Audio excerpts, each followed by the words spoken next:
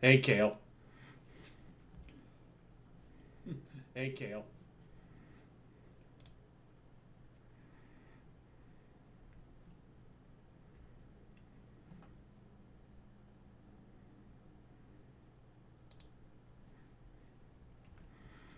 Just doing some setup here because that is not what I'm currently doing.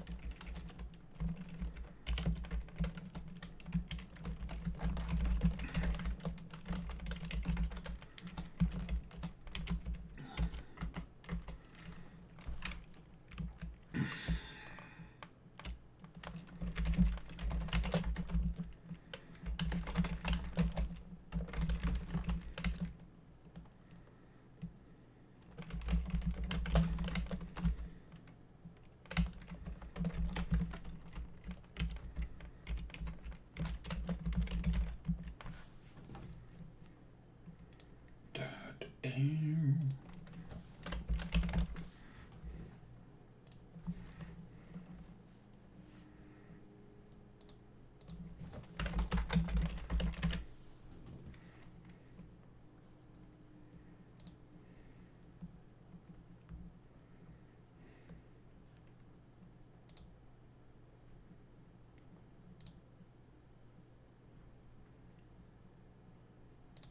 Okay, Mal needs about 5 minutes.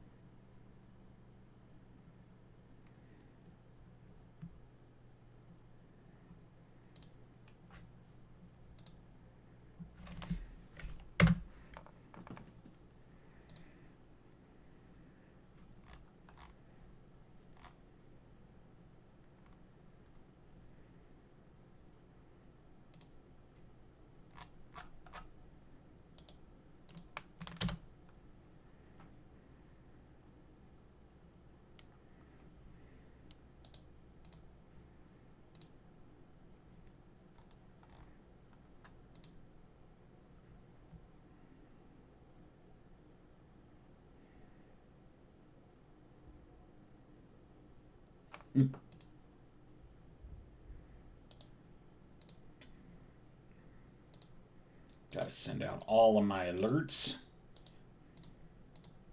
That's definitely one thing I didn't consider when I started doing the whole streaming thing is that I have to put out like 4 alerts every time I start streaming.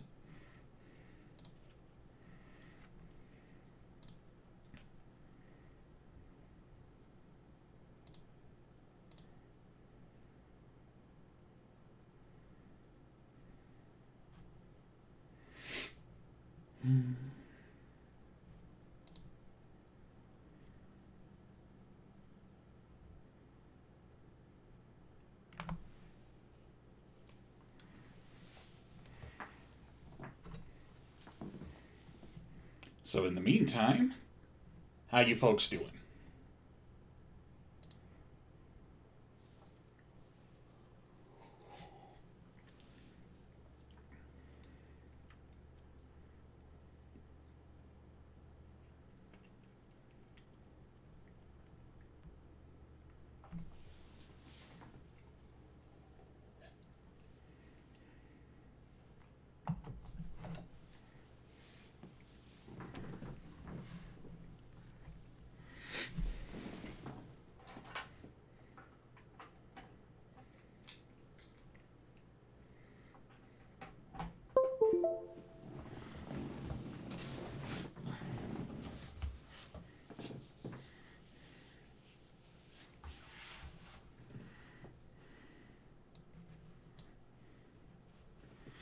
That should not be on that side of the screen.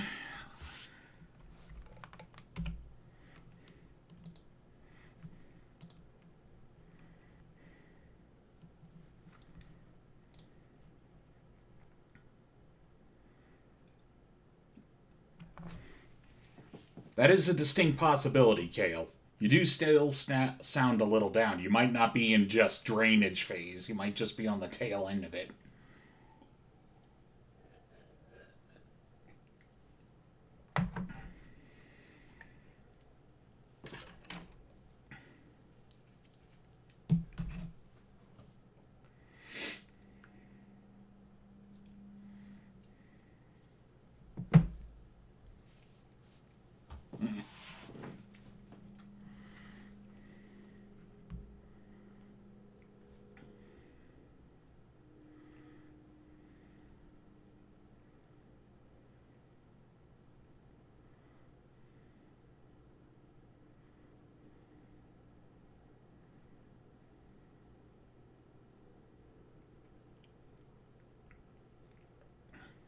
Well, it might not be as bad as you think. We'll just have to wait and see when you wake up, huh? Oh, whoops. Missed a call from Mal.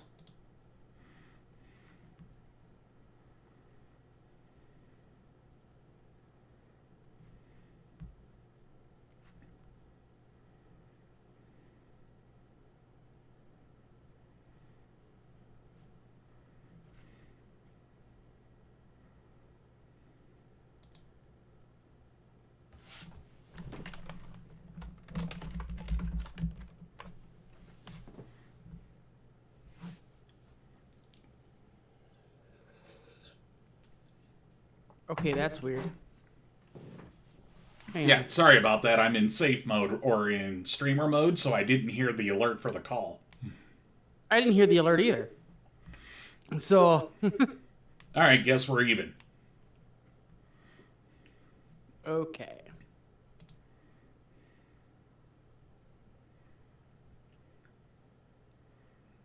I got Fugi up and running when you want to do that. I am... What's Fugi? It's the Discord icon thingamajig that we used the last 2 times. Fugi Tech.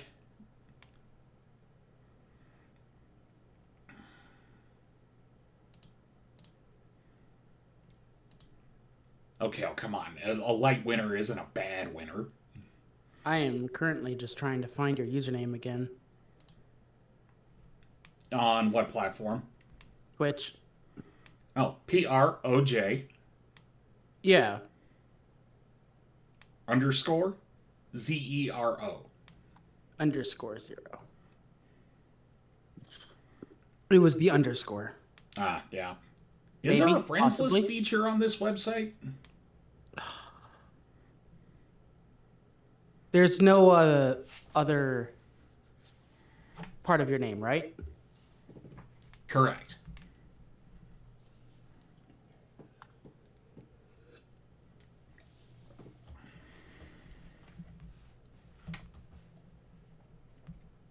There used to be, but they got rid of it. That sounds like something they should re-implement. Oh my fucking god, it's breaking me.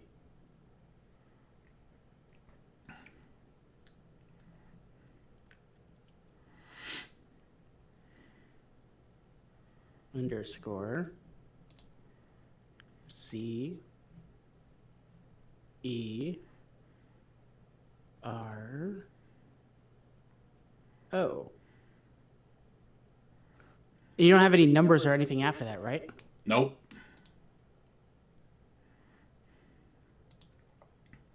What the fuck is happening right now? Oh, you know what it probably is? It's probably Twitch trying to prioritize people that are live. Oh. I mean, I am live. I'm online. Are you live on your channel? Yeah, I've already been talking with my viewers. Oh, because I'm spelling project. Oh, it's short. PROJ. Yeah. because unfortunately the full word project was already taken.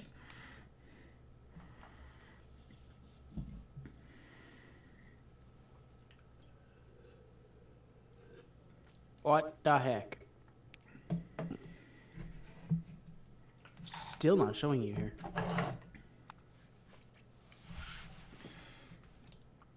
Would it help if I link my channel? No, I have to get the @ right so it creates the correct link. There we go. Jesus Christ. Okay. Where's my Sammy panel at?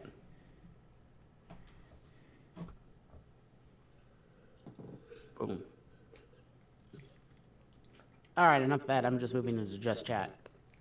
All right, now how did we set that up last time so that we could show each other's screens? Well, I think I had a mini of your screen and you had a mini of my screen, and then we had the Fuji's on the bottom so that we could just chat at each other that way. Okay, I don't know what Fuji is. Discord reactive, maybe?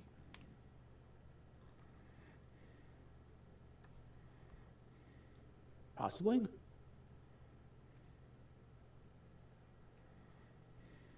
Maybe I'm in the wrong spot. Oh, there we go. I got the... Let's try talking. Talking. I am talking. Excellent. Okay. I have the Discord reactive here. All right. I don't think the Discord reactive is on your side, but...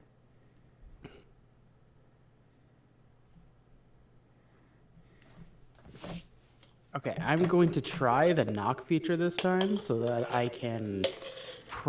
so that we can get the shared chat, possibly. Sounds good. I'm watching. I gotta reset Twitch though, because Twitch is a dumbass, and it's like, oh, I don't know that you're streaming or not. Okay. Knocking. There it is. Will this work?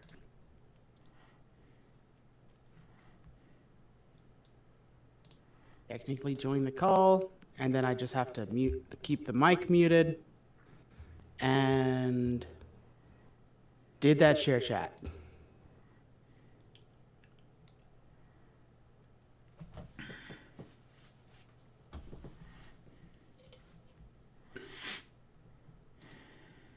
Test. Oh my God. I cannot do it, so I'm just going to try to get this internet capture going. Sweet. Cool. I'm going to need like 2 different internet captures for this. Oy. Because the knock feature is not... Wait, I can join the stream.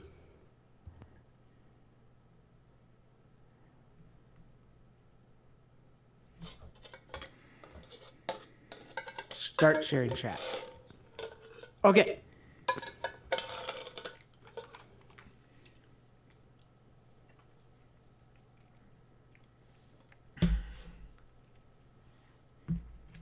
Just advertising Gwen.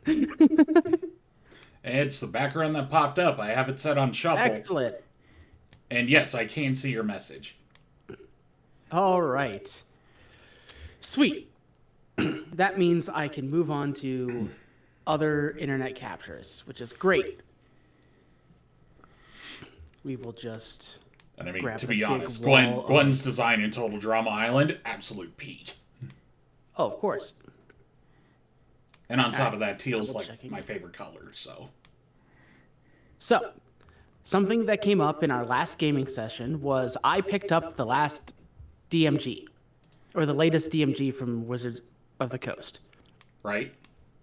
And mostly because I wanted to see what did they change, and like I wanted to see an updating ruling on the scrolls, if you remember. Yeah. And they said that scrolls can be used by anyone unless the scrolls themselves say differently. So just like every other trading card game, scrolls are rules on cards. So if you have a scroll that says it can only be cast by clerics, it can only be cast by clerics, but otherwise it can be cast by anybody. Right. Now, Effectively, specific beats general. yes. Now there was something that I saw in the DMG that I wasn't understanding quite because they kept referencing a magic action Yeah, that's new. without actually describing it. So I have on my screen here, if you can pull it up on your stream. I can't see your stream. 1 second. Yeah, if you just pull up like a internet browser and then you just have like a window capture, you should be able to capture my screen and share it with chat.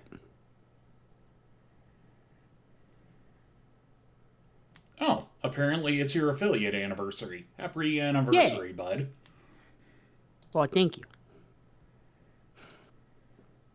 Oh my God, trailers. Commercials. I'm watching commercials on your channel, on my own channel. I don't even think I get paid for this. Probably not. Might want to look into that, bud.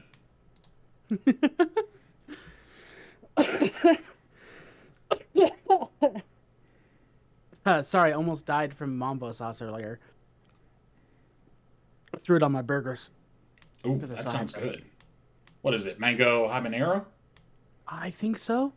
Oh yeah, It was sounds a dope. special. It was a special limited edition sauce that we got at McDonald's a while back. Anyway, okay. So we have here the full list of actions, so we can look through them a bit, just so that we understand. They added a couple of these so that I think for players to be able to do a little bit more in combat outside of what they were normally doing. And a lot of these actually make sense. Like, let me go to. So we have our new actions: attack, dash, disengage, and dodge. We all know those ones. Along with the help and hide. The real new ones are these on the right: the influence through utilize. So we're just gonna take a peek through those. Mm-hmm. All right. The influence action. This is the one I actually see a lot of bards will go with to have a lot more actions in combat. So, with the influence action, you urge a monster to do something. Describe or roleplay how you're communicating with the monster, trying to deceive it, intimidate, muse, or gently persuade. The DM then determines the monster feels willing, unwilling, or hesitant due to your interaction. This determination establishes whether an ability check is necessary, as explained below. If it's willing, I mean, there's no ability check necessary. It just does it. You know, if you say something it's willing to do, oh yeah, sure, okay. If it's unwilling, or you're asking it to do a counter its alignment, it's just not going to do it. You know, it's like asking a paladin to give up his god for a moment. You know, it's just not going to happen. Right, right. Now, if it's hesitant, then you're into business here. You're looking for a folder here. Okay, so if you can urge the monster to do something that's hesitant to, you must make an ability check, which is affected by the monster's attitude. Indifferent, friendly, or hostile. Each is determined by the glossary, and the influence checks table suggests which ability check to make based on how you're interacting with it. DM chooses the check, which has a default equal to 15 plus the intelligence modifier. Equal to 15 or the intelligence, or the monster's intelligence modifier. On a successful check, the monster does its urge. On a failed, you must wait 24 hours. So it kind of reminds me of that thing you were showing me with Godzilla inside of there, where you can use the harp to influence him. Oh, Mogaru. Yeah, Mogaru. Yeah, his unique vulnerability. Yeah, where you can use music to influence. It kind of reminds me of that.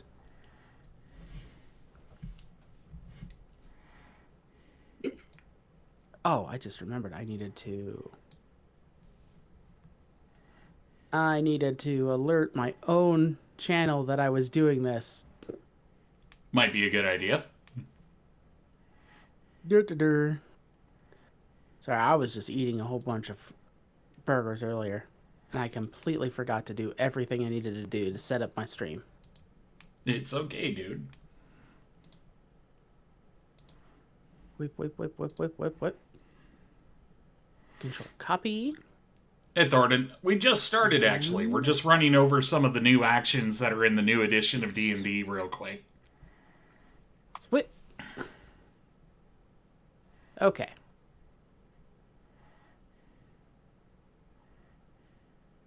Now, moving on, we have the study action.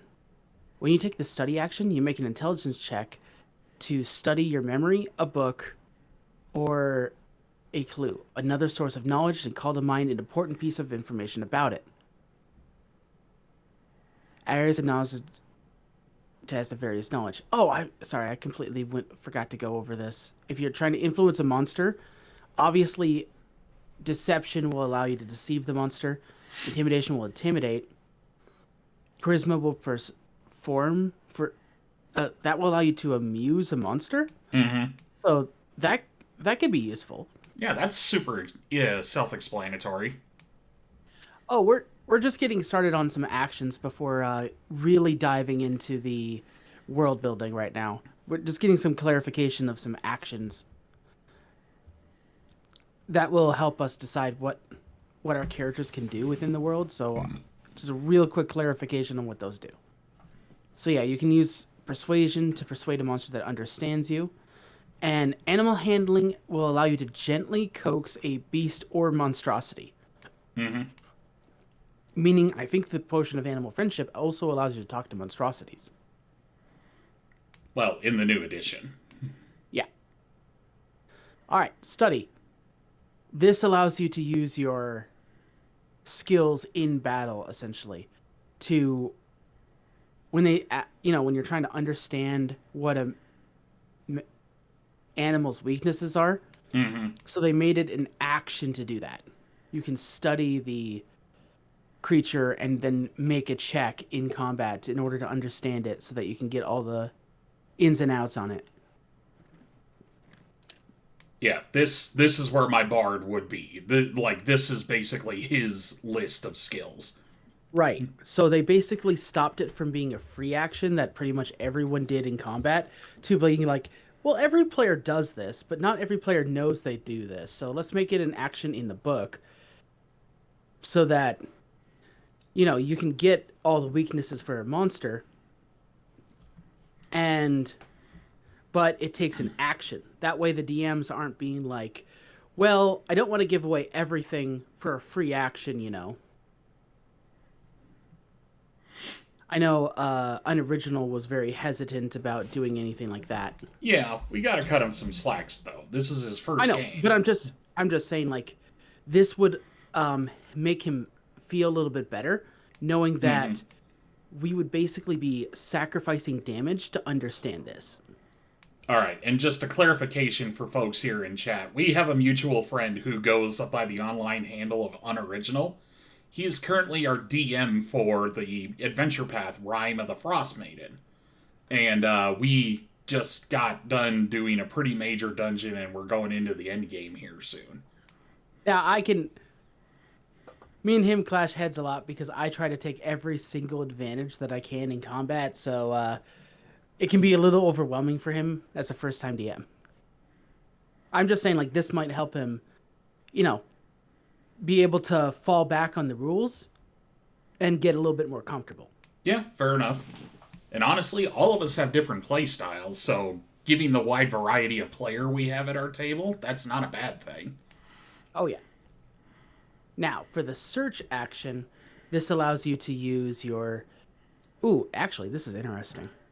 When you take the search action, you can make a wisdom check to discern something that isn't obvious. The search table suggests which skills are applicable when you take this action, depending on what you're trying to detect. Insight, the creature's state of mind. Medicine, the creature's alignment or cause of death. Perception, ailment, yeah, that's it. Concealed creature or object. survival, tracks, or food.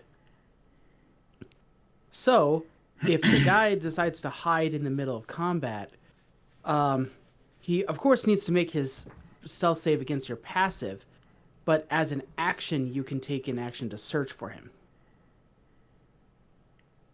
Which, since invisibility only implies disadvantage, it doesn't mean that they are immediately undetectable from that. Now, is that a 2025 rule, or is that because that's definitely The not a fifth search edition? action, the search action is a new, is the, I like to call this new edition 5.5. Yeah. So it's a 5.5 rule. Utilize. You normally interact with an object while doing something else, such as when you draw a sword as part of the attack action. When an object requires an action to use, it just uses the utilize. So this is just mechanics for the sake of mechanics at this point. Oh yeah, it's keywording. This is straight up Yep. keywording out of Magic the Gathering. Yep. The ready action. You can take the ready action to wait for a particular circumstance before you act. To do so, you take this action on your turn, which lets you act by taking a reaction before the start of your next turn. First, you decide the perceivable circumstance that will trigger your reaction.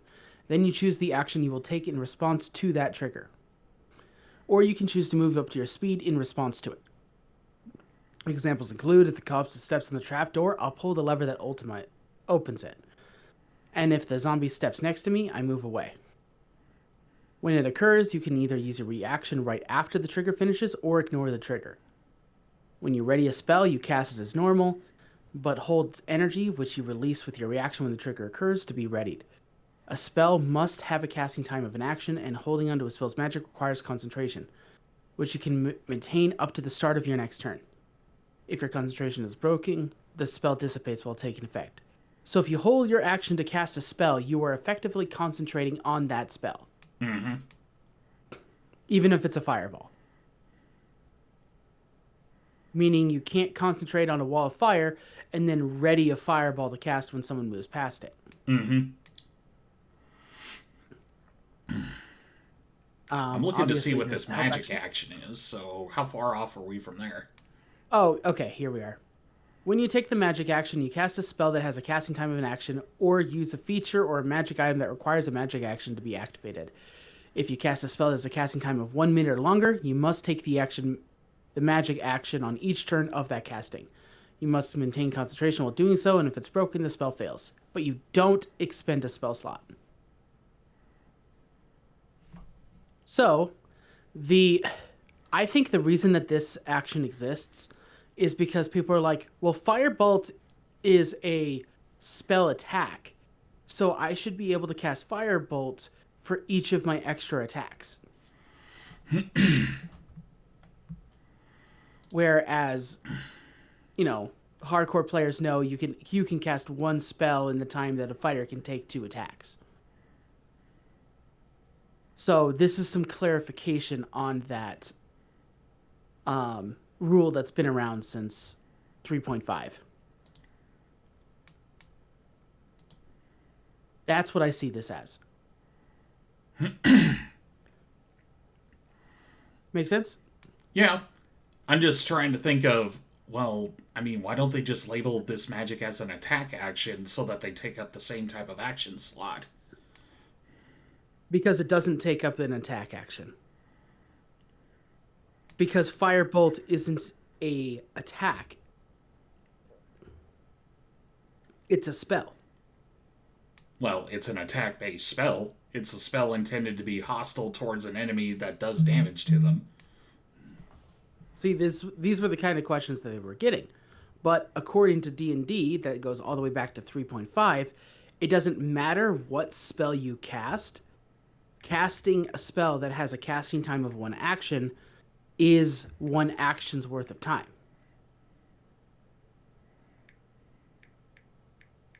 But you could make the argument that if it doesn't use a spell slot, like a cantrip or something, then you could use it more, which is why they had to clarify the rules.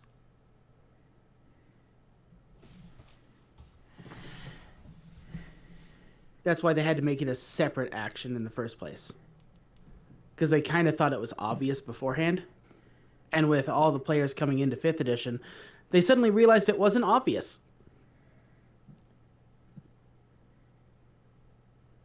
But yeah, that was one of the biggest problems I had with being a wizard as opposed to being a fighter. Fighters can attack multiple times on their turn, but a wizard can cast one fireball. Yes, but now how the book is written, fighters can actually do combat maneuvers with the spell, so that didn't really fix it. What do you mean? Like, the way that maneuvers are described with fighters, in its current incarnation, it is perfectly possible for a fighter who has access to, say, Magic Missile to use a combat maneuver with Magic Missile. How? I don't see the rule in front of me. Back in my day, we had to drink potions as an action. Oof. Yeah, that was rough. So how does the combat maneuver use spells? Well, we'll have to look at the fighter's build block for that. But this is one of the things that. Are you familiar with Tifling Melissa? As far as I knew, you had to use those combat maneuvers on an attack. Right. So then and there, right now, how it's set up is like how the language for the ability goes. A fighter who has access to spells can still combat maneuver off a spell, How? which is ridiculous. Yeah, but how? They're not an attack. They must be considered an attack if they can do that. I don't have the core rule. I'm sorry, the player's handbook to compare. Sorry, as far as I can see, you pulled that out of nowhere, so I'm gonna have to put that on the back burner until you can show me that in writing. Sure. Because I don't see anywhere where it says that a spell is an attack.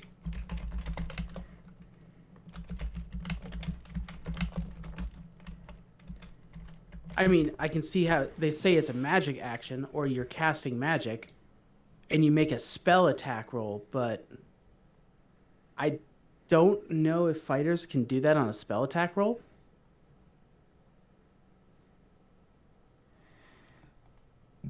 So I guess I'd have to see it, is what I'm saying.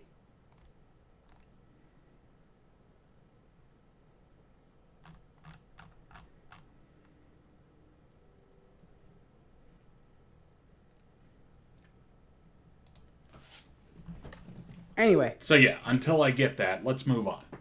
Yeah, anyway, these are the new actions and stuff. Of course, there's the new feats thing that I need to look at later. In order to really... I guess this is just clarification on stuff? I don't know. Anyway. I was planning on looking at that a little bit later. In the meantime, we should get everything set up for building this world that we were talking about. The Land of Spires. That means I have to make sure that everything is actually where it needs to be. Okay. Turn off the internet capture so that I can start paint. And then I need a Word document, of course.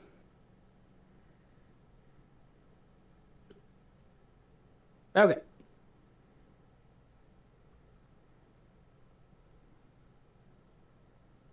Let's see. Can I get the other... Do I not have the other thing going? No, I need the other display. Okay. Add existing. Is it this one? No.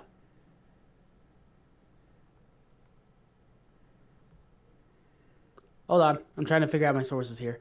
It's all good, bud. Take your time.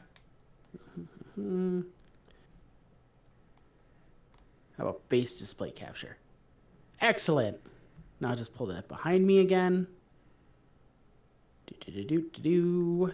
Right there. Sweet. All right, we got our Word document. My internet capture turned off. Sweet. Okay. Hold on, I need to...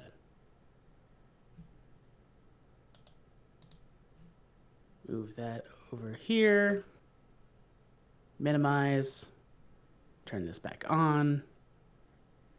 Pull this back up.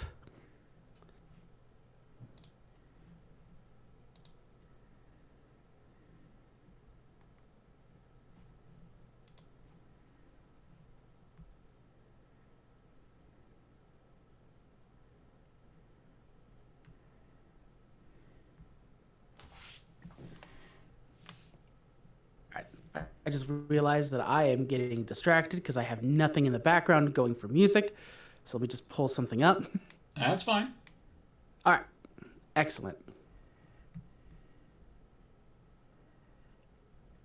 Also, using a spell is considered an attack action. It's right there under attack roll. I remember when playing D&D at my local game store, a bunch of kids my age were playing in the booth next to us, and they had Chuck Norris in their game. I saw a meme recently about Chuck Norris that made me giggle like an idiot. Oh my god, I literally saw a short the other day where apparently there's old Dragon magazines that gave a stat block to Bugs Bunny and Popeye. Oh, yeah, I remember that. Like, freaking Bugs Bunny's AC was like 4 minus their freaking intelligence mod. It was insane. Like, there's no way to freaking hit Bugs Bunny in, I think it was AD&D for that rule set. Oh, it gets worse. I think Bugs Bunny has a attack that can make you take psychic damage from getting frustrated. Yeah, that sounds about right. Yeah, and it will make you go into a full-on panic attack and start crying. Just like Popeye was a level 9 fighter who could eat spinach and become a level 18 fighter. That sounds amazing, honestly. Oh, there was a whole bunch of really cool stuff back in the day. I don't remember what the third character is because they didn't go into depth about what they could do. Actually, I might have that in my in my flash drive. Let me check. Note to self: Bugs Bunny, final boss. You thought the final boss was the dragon, bud, but it was. Oh god, please don't open on the screen. Oh, thank god. Yo, right there. I was worried for a second because I double-clicked the PDF without thinking. And I just thought, oh, wait a minute, I might have my name watermarked on this one. Oof. Thankfully, we don't have to worry about it. All right. And no, unfortunately, I do not have that issue of Dragon magazine. That's okay. Every issue of the Dragon magazine is available on the Internet Archive. Oh, yeah. That's what I found out. There are some scripts that you can pull to download all of it, but I haven't currently trusted the idea of that yet. Uh-huh. Until I look into it a little bit more. I have issue number 48, so let me see what that entails.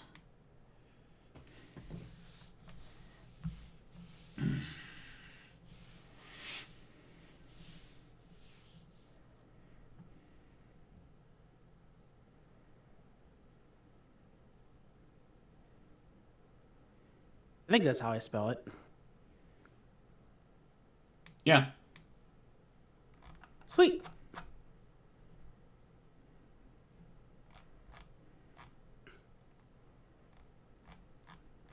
Back over to the left. All right. I just think better when it's bulletined, so I'm going to bulletin board it up. Yeah, that's fine. Drop it to 18 so I can fit more words on the page. All right. So, the world of the Land of Spires that I wanted to bring up. This is the rough draft for the world that we're creating.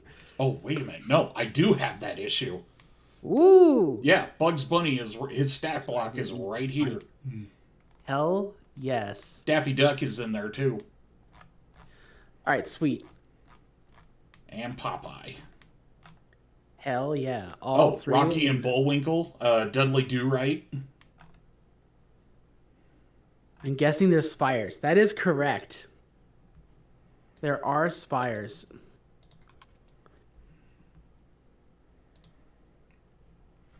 Yeah, later on we'll show that off if we want to.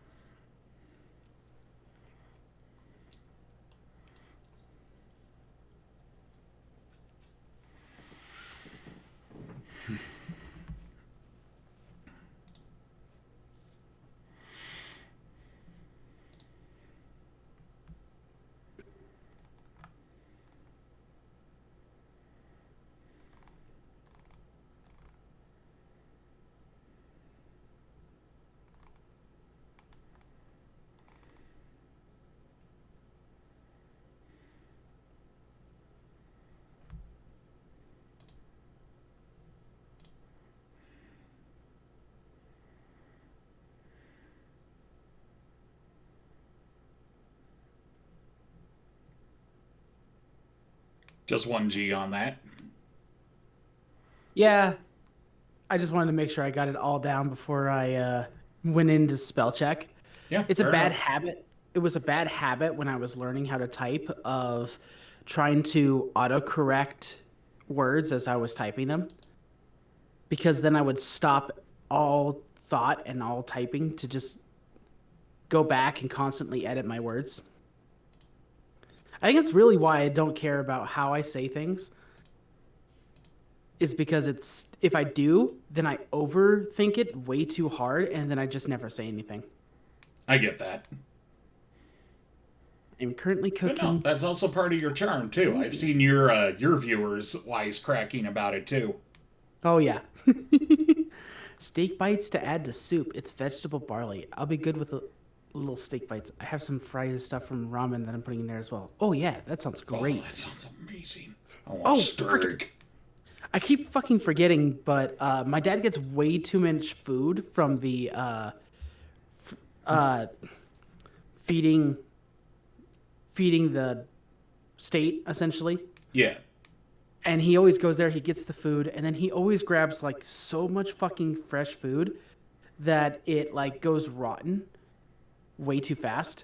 Oh, that sucks. So I grabbed a bag of apples and potatoes and carrots, and I was planning on splitting it into like two Ziplocs and giving you some. Yeah, give me some of those potatoes and carrots. The apples I really won't do anything with because of texture. Oh, that's okay. I'll take the apples. I had an apple today, right? And I got to tell you, this apple, half the size of my head, bigger than my closed fist. It could give your closed fist a run for its money. I Jesus. I measured it. It was a full pound and an ounce and a half. Good lord. A whole pound of apple. Like baseballs are smaller. So yeah, it's approaching softball size. Yeah, I could literally hollow out this apple and fit a baseball inside of it and put a lid on it. Wild. But yeah, Yeah, I'd it love was. that. Then I could actually make some rice with it, and then have something wholesome for once. Oh, don't worry. I also have like some Boyardee cans that my dad picked up, but he doesn't eat Boyardee because it has pork in it. Yep.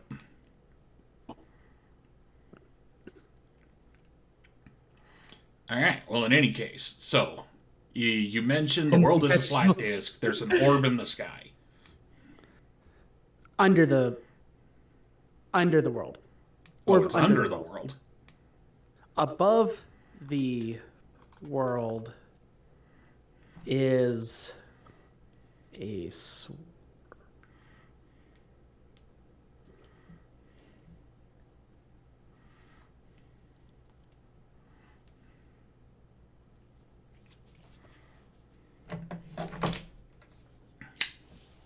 chaos needs an H in it.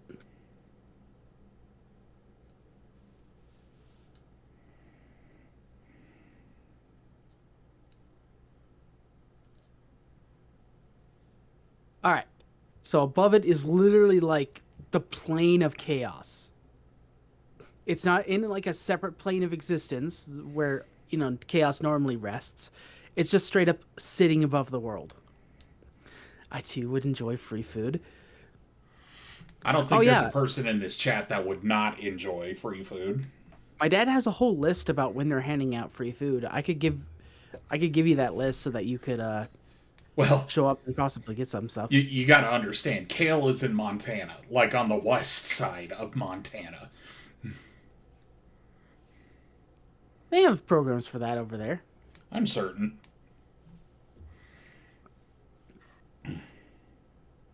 Don't worry, I'll mail you a single carrot. I'll make sure it's the biggest, longest, and widest carrot so you get the most bang for your carrot. We have on this doorstep of Yellowstone National Park, literally, actually.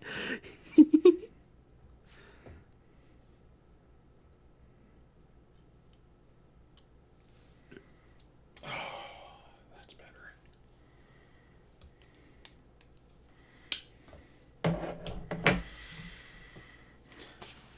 Okay, so what other notes do we got here?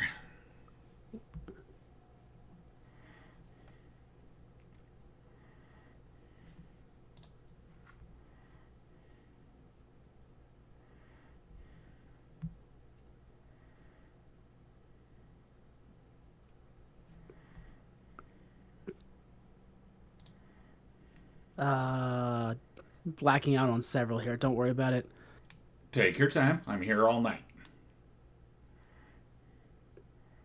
Like, really, my only plan after this stream is to play more The Long Dark.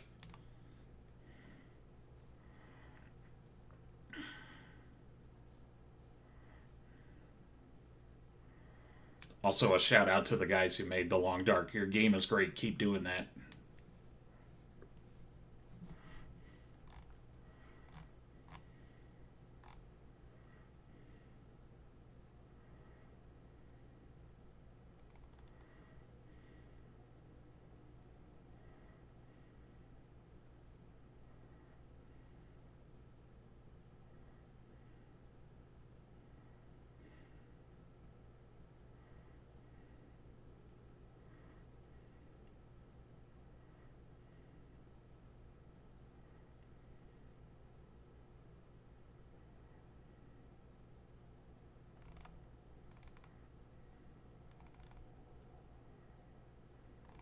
Okay, that's a very long note, but it's probably the most important.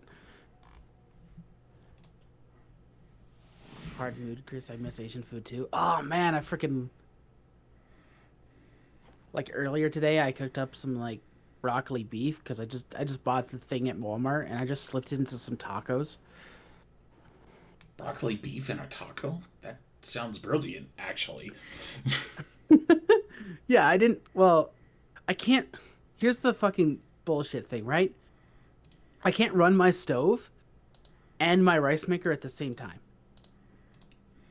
So I have to, so I either settle for a different type of bread or I just combine bread and food that normally doesn't go together.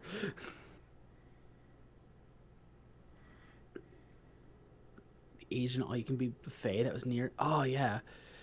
I We have one of those I think near us. Man, you should just come over here. We can give you free food. We have an Asian all you can eat buffet. Your Christmas dinner has always been homemade sushi. Ooh, I like Ooh. that. I mean, rent is atrocious, but Yeah. Stay out of our state. It's horrible. just like Japan, visit but don't live. Yeah. So yes, these are the main factors of this land. It is a flat, plain, well, mostly flat. It's more bowl shaped. There is an orb if you look down deep enough. Do not fall down. You will be falled into the orb. Kind of a black hole, kind of sentient. Don't worry about it. The great Orbo is hungry. The great orb is hungry and it eats anything that falls off the planet. Don't fall off the planet. For the record, don't call it Orbo because that's a copyrighted name. Mr. Orb. Just make him the biggest, most ridiculously uncanny evil guy ever. Dr. Sphere. We're writing that down.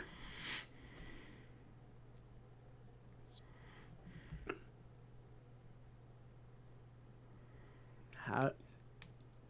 I don't think that's how you spell sphere, but you know no, what? you would drop the I. It's a little bit closer. I think A. No, just like that. Sphere. Dr. Spear. And of course we. Although, minus what would this, really be like, stupid is if it was spelled SFEAR.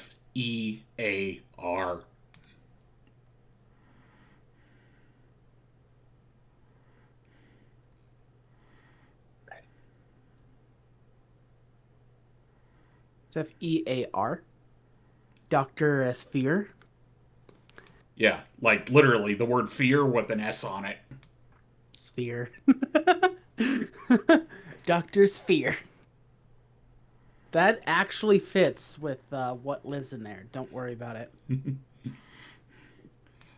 You're a doctor? What the hell doctorate do you have? Murder. That's a good supervillain name.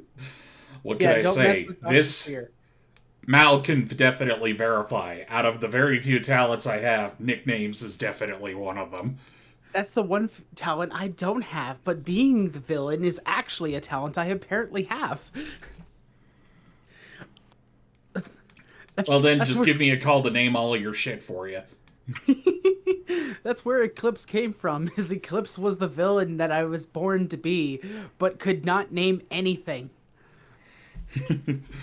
But we don't have time to unpack all of Eclipse's baggage. I was literally like throwing my head through a loop trying to be the most creative supervillain, and I was just like, I literally can't name anything. Literally, I'm just gonna have to roleplay it as the supervillain is that trainer that never names their Pokemon. I'm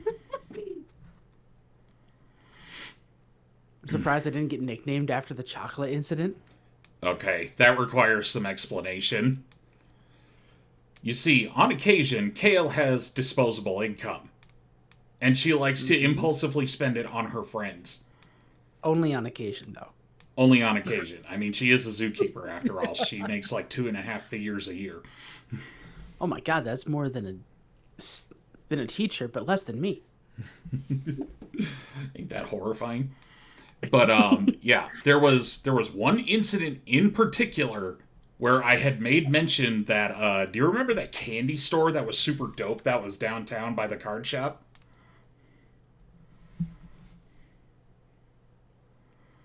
Yeah, you were really upset when they closed. Yes, I was, because not only was the gal who ran that place amazing, but that was basically where I got all of my favorite sodas. But anyway, she was doing an order for fancy chocolate. And me being me, I was just like, well, hell yeah, I want to try a variety. So I got like one of each dark chocolate bar. And I had made mention of that I found this, or that I got this chocolate bar, and it was actually really amazing for just being 100% dark chocolate. Oh, hell yeah. Like, that thing would kick you square in the mouth and break your jaw if you weren't prepared for its bitterness. I made mention of the name one time, and 2 weeks later, I had a box on my shelf, or on my doorstep, that contained, what was it? Was it like 20 or 30 bars of this shit? That sounds amazing. Well, yeah, but it was also like $150. I was just like, no! One whole pound. It was a solid pound. One bar. Yeah, It was well, only no, a it single wasn't bar one of bar. chocolate. It was like 20 bars. Oh, All he was opening up this box, and it was just a single bar of chocolate, and he had to work on it.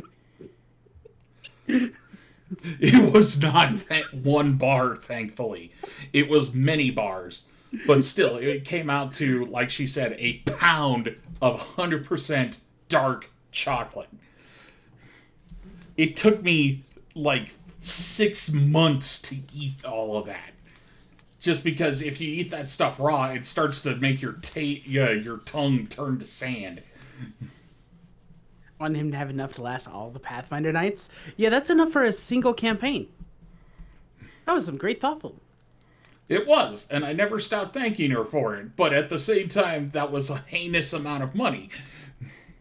And you know me, anytime I get spending more than $20, I start to get tight-fisted.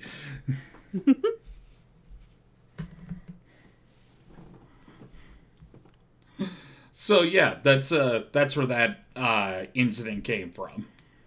Look, sometimes you just need a single bar of chocolate that weighs 2 pounds. Our friends deserve to be pampered, okay? So do you, Kale.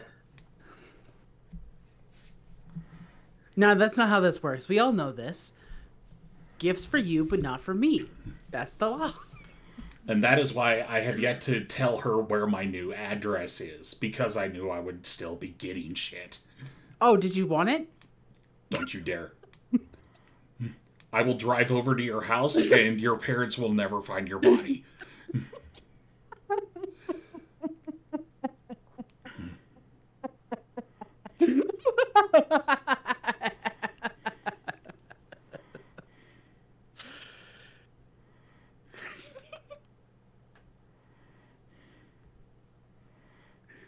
We'll see.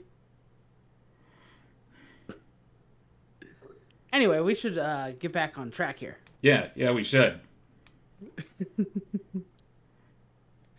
All right.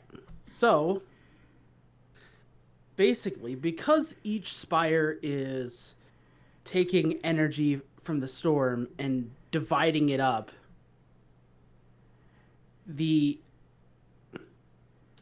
each area around these things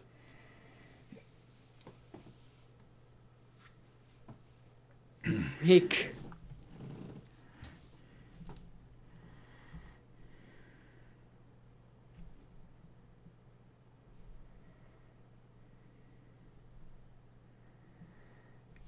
they're almost like different planes of existence on the same continent. Which is wild to think about, but if the storm if the spires weren't there, then there would be no planes of existence in this area at all. Mm-hmm. It would just be chaos. Chaos in a storm form.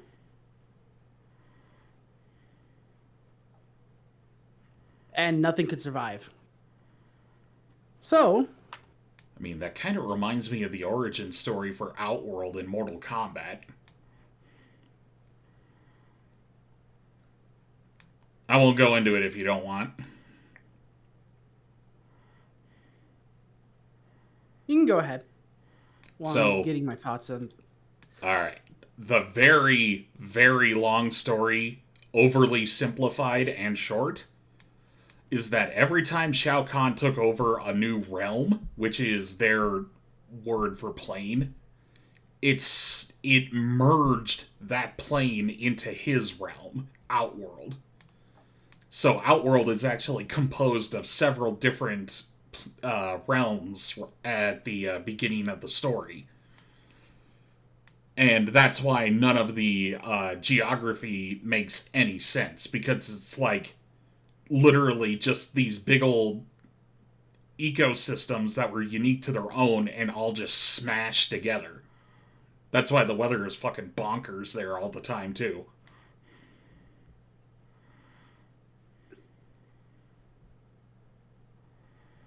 That actually reminds me of the Starfinder lore for how they space jump. Oh yeah, the drift system. The drift system, literally stealing parts of other dimensions to create like a pocket.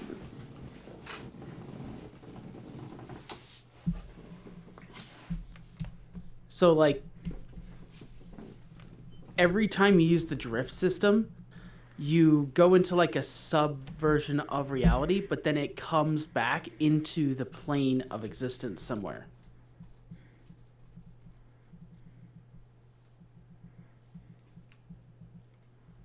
So you could have like sections of like other realities just popping into Starfinder at any time.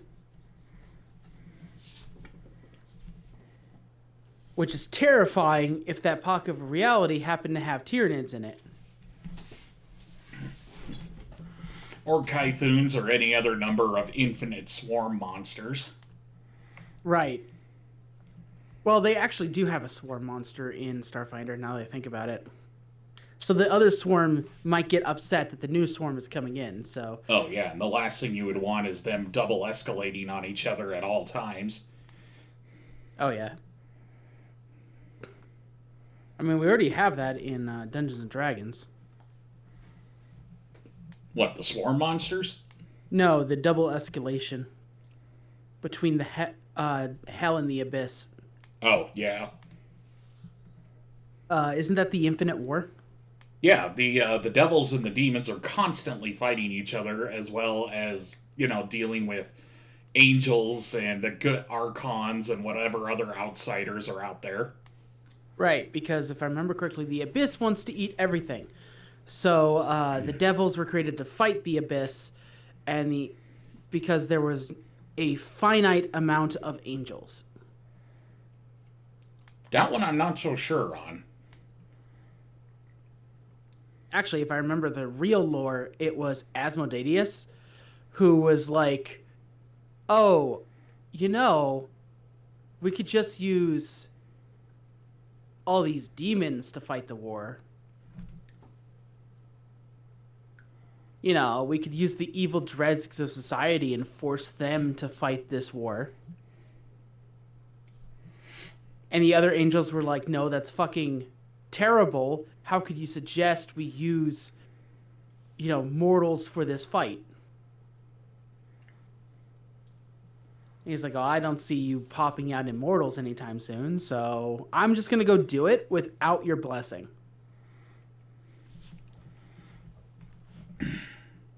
And that's how he became a demon. Man, I do not remember D&D lore from that time. Oh yeah, if you guys really love lore, AJ Pickett. He is the quintessential historian of Dungeons and Dragons lore.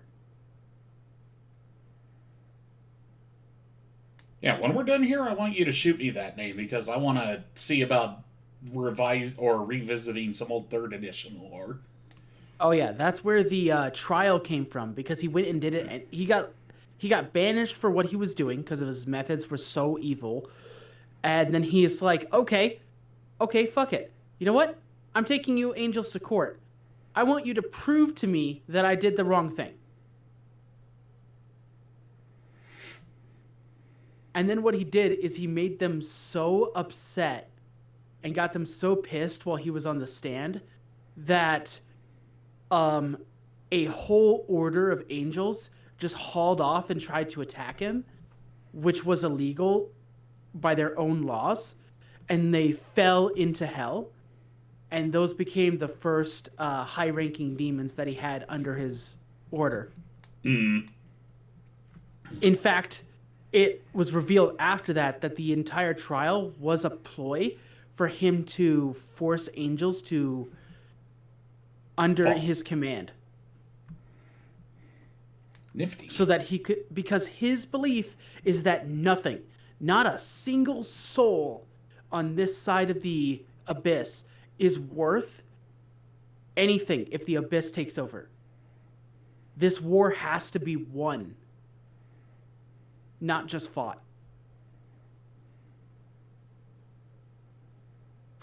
Which is why he's so fucking evil. Oh, yeah. They definitely, like, no matter what system you're in, D&D, Pathfinder, or anything what have you, when it comes to Asmodeus, they try their best to make sure he is the evilest of evil. Yeah. He is literally the devil. And you can justify his actions, but god damn is he a prick about it. Oh, yeah, absolutely. Because it isn't just that he does it with a smile. All right. So how did things get here? God, monster, mortal? Well, oftentimes they are just like cast out as like an unacceptable part of their own realms.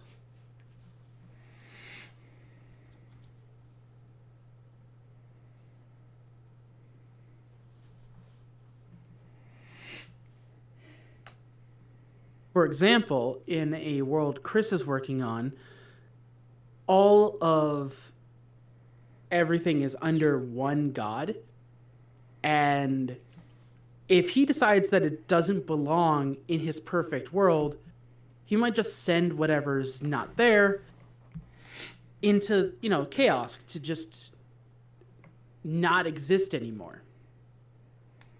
Oh, are you referring about Xanatos? Did they know about it? No. They didn't know my first No. name either.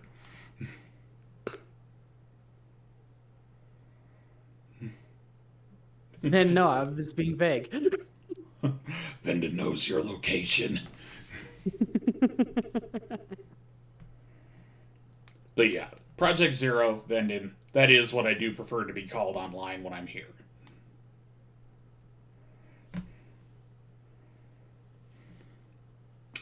Oh, was I making a mistake and accidentally dropping it? It's alright. Nobody watches us anyway. We're good.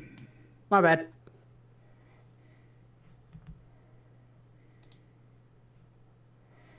I was like, what are you referring to? I was like, oh, wait, maybe I was stupid.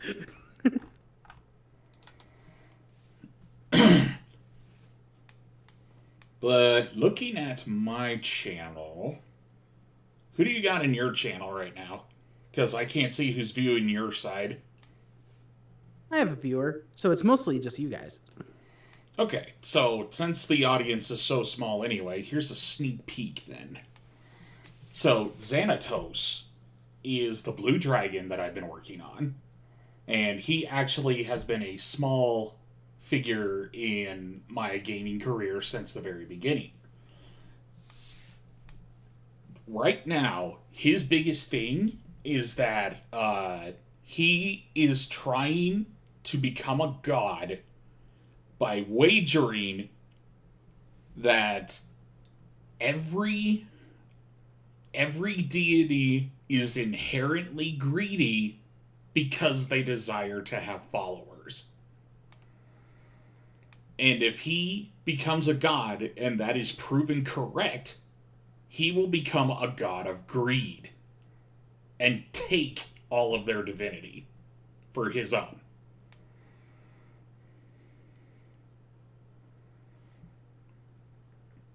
And that's what Xanatos is up to right now. We're talking about the ultimate casino. Oh, yeah. Dimension of the biggest casino ever.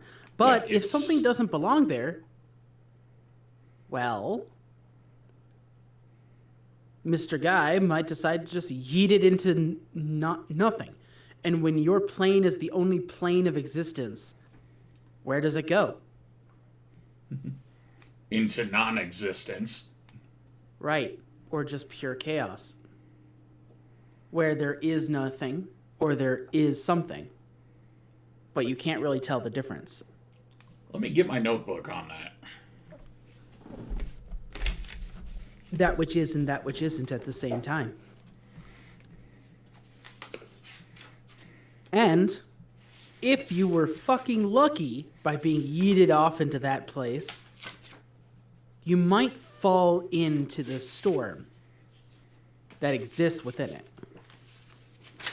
And from there, you might have fallen onto this planet. Other times, you might have just wandered in through some cracks in reality.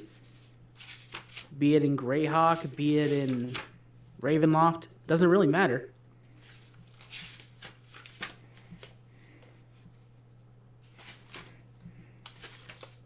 And others were simply created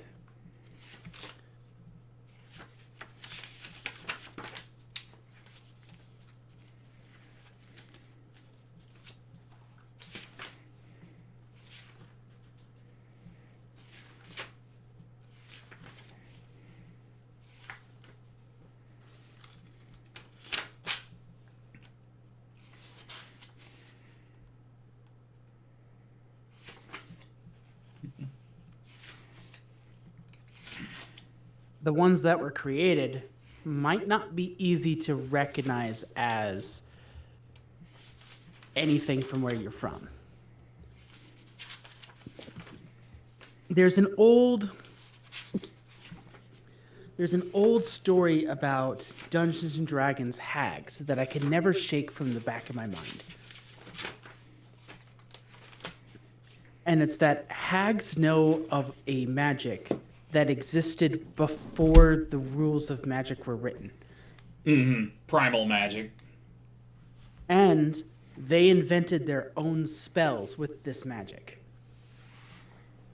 In fact, they see the new magic, as they call it, as a abomination, a way to try to put laws on something that didn't need laws. The idea of dividing the magic up into the different schools of magic was just despicable to the hags who used the original magic. So while everyone else was dividing it up so that they could easily create new spells within this power of magic, there were many a hag that just kept building and improving upon the original rules. Ironically, you can actually see some parallel to that in the real world. What with Pathfinder and Dungeons and Dragons. Every edition changes the rules of magic. Yeah, well, the guys who wrote 3.5 didn't like that. They didn't like the new system. So they just decided to improve upon the old system. And they went off and made Pathfinder. And now there's almost a very distinct flavor to the two things. And what can be possible in one version isn't necessarily possible in the other. However, they both exist within a player's ecosystem. Right. Which is also how the magic relates in Dungeons and Dragons.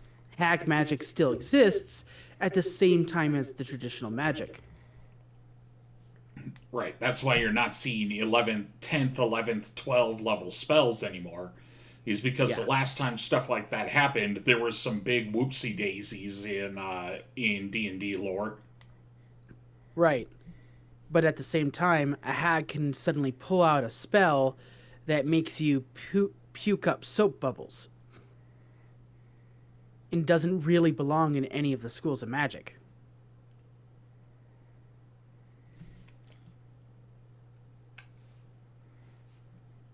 Hags give the DM the ability to use spells that shouldn't exist.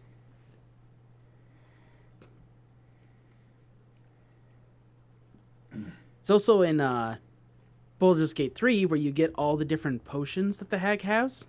You know, the delight potion, all these potions that have like weird effects, but no human knows how to make it.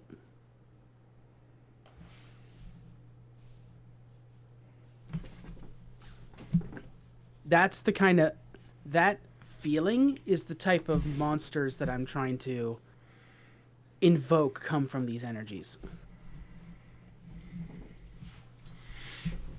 Yeah, you're definitely sounding like you're wanting to pull from First World lore in a lot of the stuff that you're describing here. Yeah, there's going to be a lot of New World lore too, because those are the people that showed up and suddenly had to survive. So then, I guess the first question that I have is, how did the people arrive there? All right, I actually have that note on screen. Okay. Sorry, I got a couple of other windows open and I'm making Nope, cross nope. references. I will read it to you.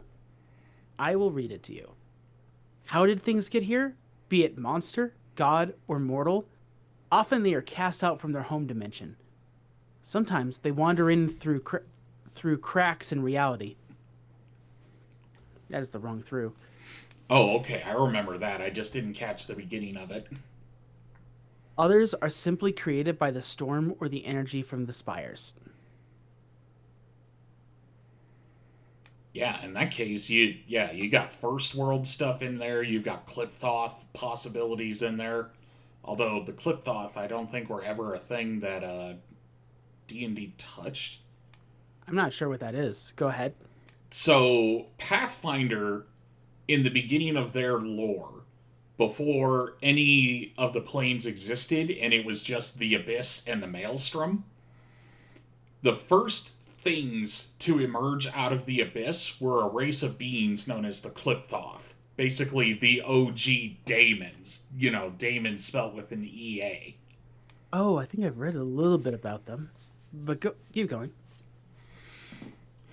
And then, through some shenanigans, the Clipthoth actually did manage to basically temper themselves and actually become evil outsiders of a different variety. Let me pull up the Pathfinder wiki quick.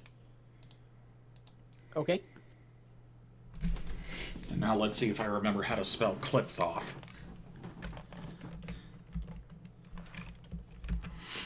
Thankfully, I remembered the first two letters.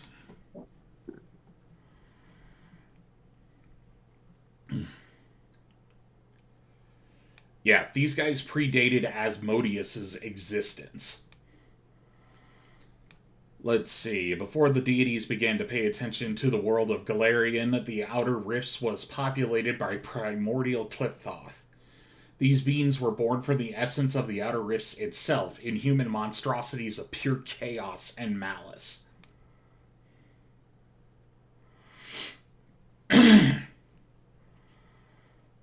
And then the creatures who were from the Maelstrom were, I believe, the Proteans? And I think those were the two species that were starting in the first real big battle of existence. Read that first description to me again. I want to digest it a little bit more.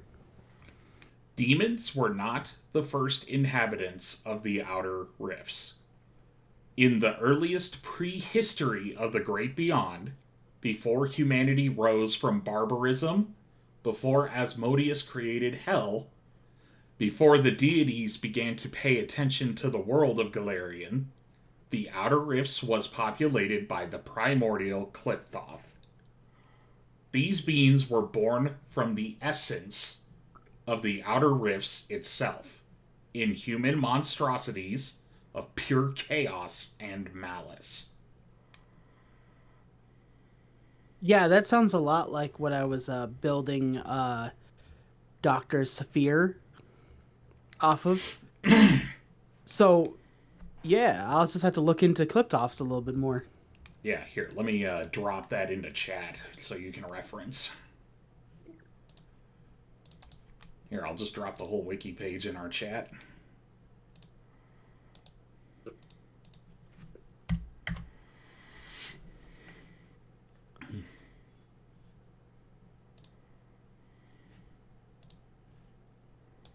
And if any of our viewers are interested, here you are.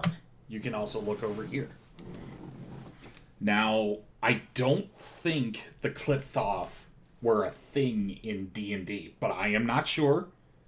I am not an expert. It's not the Cliptoph. There is a race. So I do not remember their name. All right? Because they kind of fucked themselves over real bad. So what happened is that this race were some of the beings of chaos, right? and they wanted to make the world ordered so that they had complete control of the universe. Mm-hmm. They had no enemies, no real allies, but they just wanted to control the chaos so that they could actually just master the universe. So they decided to create the biggest intergalactic ritual possible so that they could become gods of the universe. Interesting. However, something got fucked up. Like you do. And instead of making them gods, they created the gods of D&D. Huh.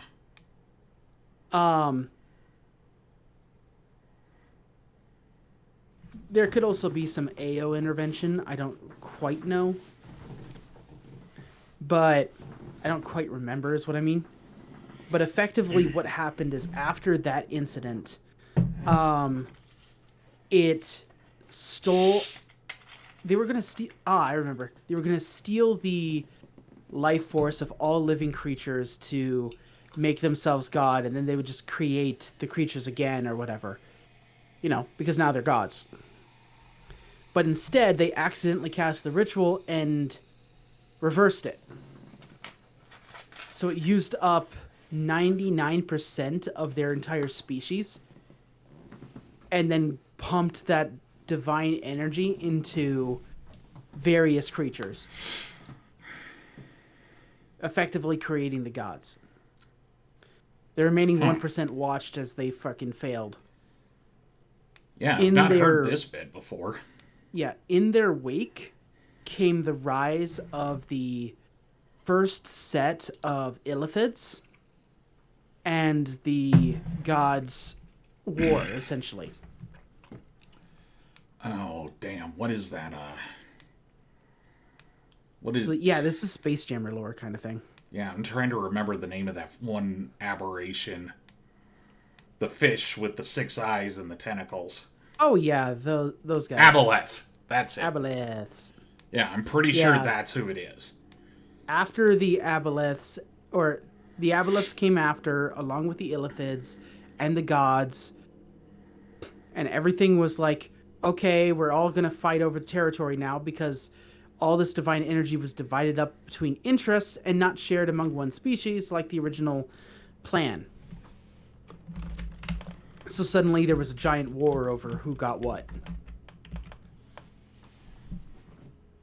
As this great empire literally just deleted itself out of existence by accident. You can almost see some relation to the Chozo out of it, too. Oh, I love the Chizo. They're such a cool idea and concept. They're so cool, and then they're kind of like just fucking assholes, and that's exactly how the mood you need to approach this original species with. I'm sensing some hostility. Would this happen to be dealing with Diamond Eye here? Diamond Eye, Ravenbeak.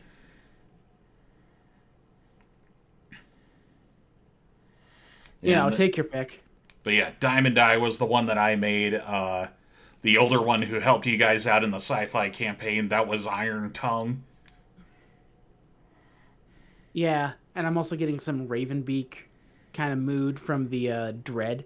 Oh my god, Dread. Ravenbeak is such an asshole. Yeah, I haven't finished Dread, but definitely Ravenbeak energy kind of shit. Yeah, just as an aside, my apologies for not making it to your stream the other night. How far did you get? I have... Okay, so you know the parasite that, like, takes over the lava area? Yes, the X-Parasite. That X-Parasite. I have beaten that X-Parasite. Alright. So that is 2 big X-Parasites down the drain.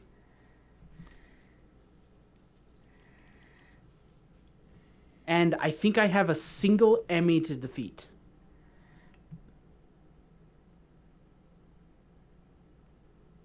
So, okay, now my next question is, have you met somebody who has been friendly to you yet? Oh yeah, he died. Okay, so you did run into that living Chizou. Yeah, so you run into him, right? He deactivates what was his name? The great speaker, Gentle Voice. Anyway, you meet him.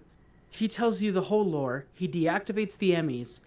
Um, then you end up releasing the X parasites. So that was actually the stream beforehand. Mm-hmm.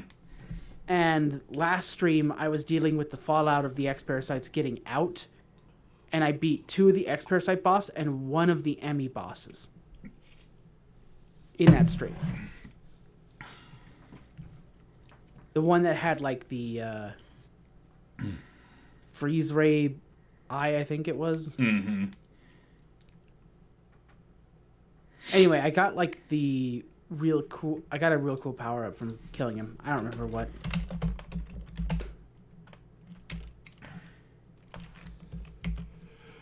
So yeah, X parasites down, him down, and where it ended last stream after I killed that big Chizou was an X parasite going into our nice NPC.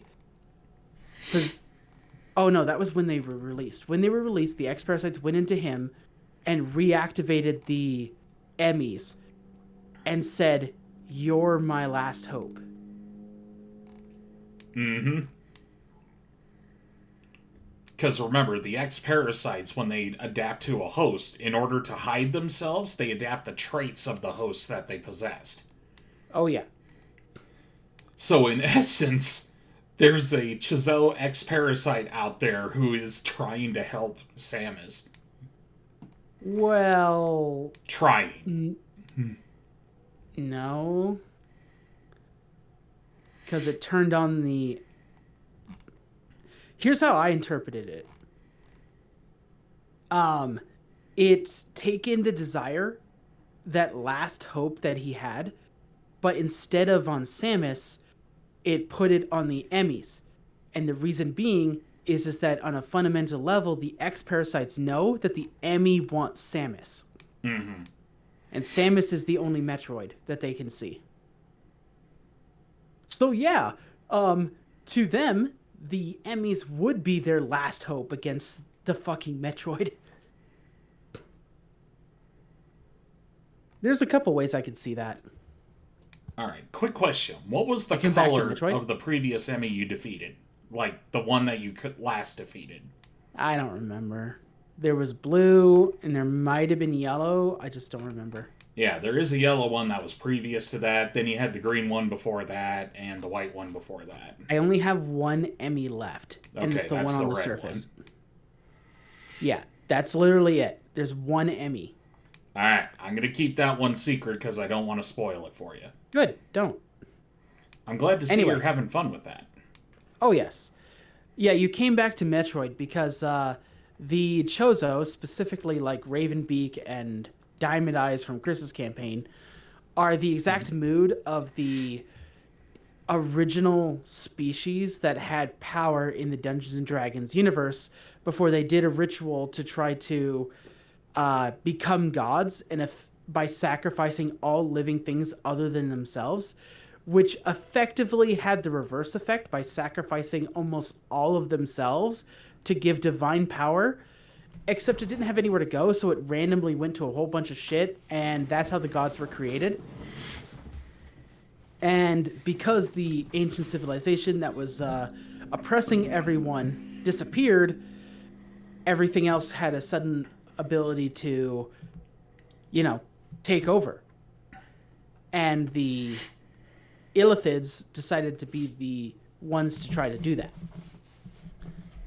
That's where they came into the picture.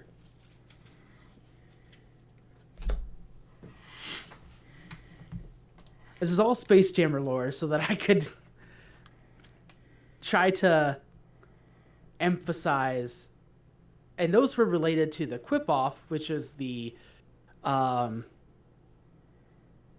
Pathfinder species that were the first inhabitants of the Outer Rips. Before humanity wrote, the Asmodeus created hell. Before everything, there was the Quip-Offs that were just beings born from the essence of the rifts itself, made of pure chaos and malice, which are effectively the unwitting inspiration that I was taking when creating some of the creatures that come from the spires. And I was looking it up. Apparently, the Kliptoth have not been in D&D lore. No, they're just it's just similar to the original creatures. Ironically though, the Quipoff probably still exist, whereas the original creatures that I was talking about from D&D don't. Fair. Not to any real degree. There might be one left, but like the Chozo, they kind of accidentally ascended in reverse through their own pride.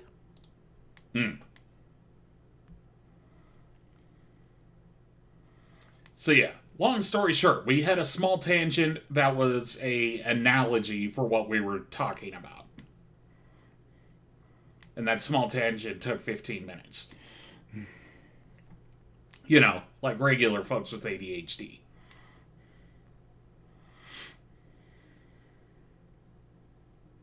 Oh. So, Pharasma sent some of the first mortal souls to the outer rifts to become larvae, much like how in Dungeons and Dragons they sent them to hell to become the squiggling larves.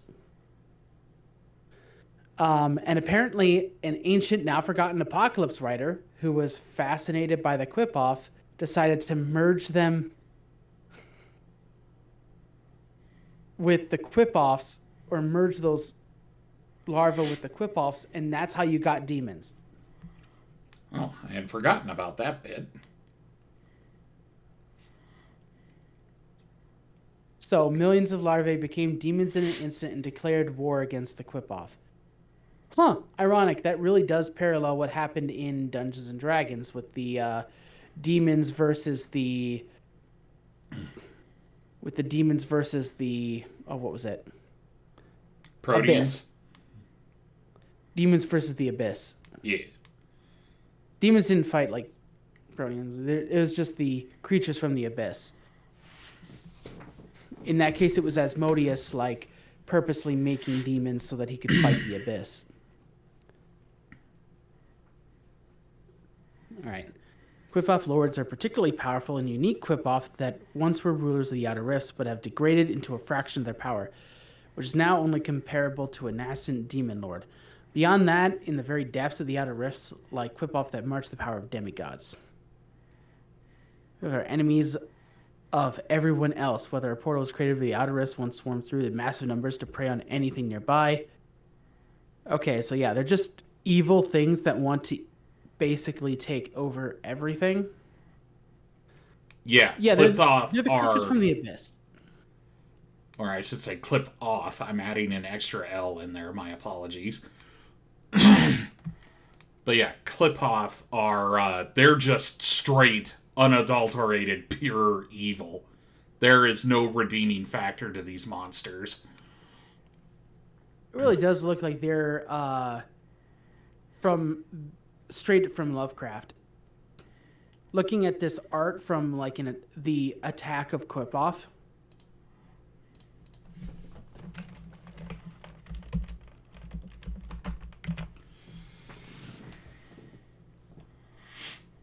So like, yeah, they're just like, you can see this picture, right? Yeah, I can see it. It's an amazing picture. Oh yeah. So yeah, they're really Lovecraft in nature, kind of like drag everything to chaos kind of thing. Mm-hmm.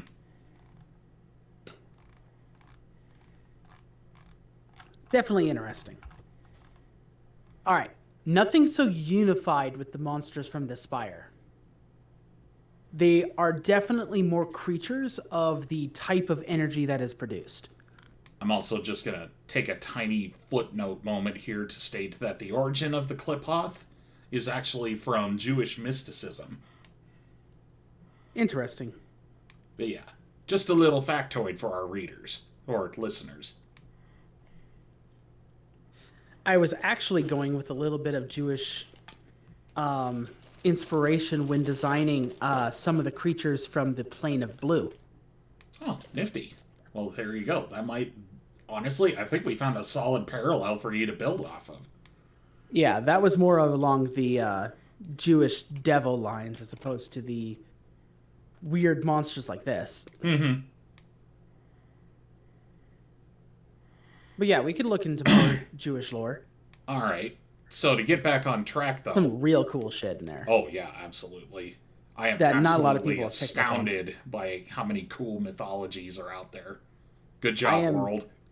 I am astounded and mad that the Catholics were like, yeah, but that might ask people to question the religion, so let's just not include any of that. But we don't have time to unpack all of that. So stupid. Like fucking Metatron was left on the streets. He did nothing wrong. He was just the voice of God because if God talked to you, your mind would blow up. He was just the angel that talked to you for God. He literally was the messenger. And you shot him.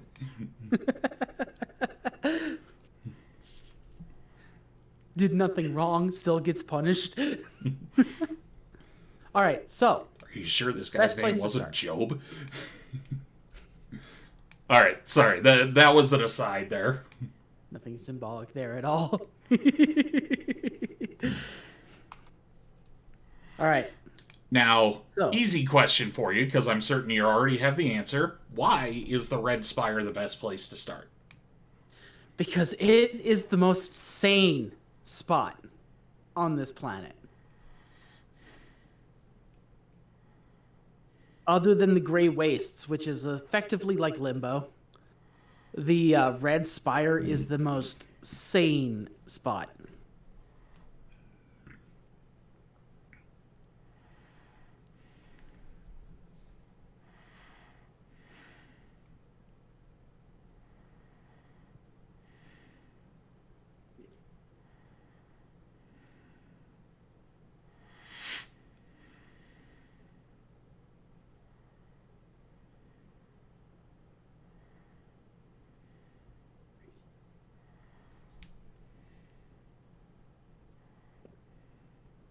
Oh, D&D. I've still been meaning to try that out sometime. Hey, welcome back, Mystic. Howdy, Mystic. Yeah, I'm just making my own world so that maybe I can run it in maybe a future campaign, maybe even on stream. I haven't quite figured that out yet. There are definitely no shortage of people who want to play D&D, so I'm certain you can get that done. We just got to get the foundation built. Yep, we're just kind of trying to put down some cement right now before we, or put out some blueprints before we pour the cement. It was better before Hasbro decided it was under-monetized and decided to ruin everything. Truth. I mean, it is Hasbro. Unfortunately, you are going to find some of that in the Red Spire. Because, unfortunately, creation is valuable. So you will have people trying to monopolize it for more power in this area.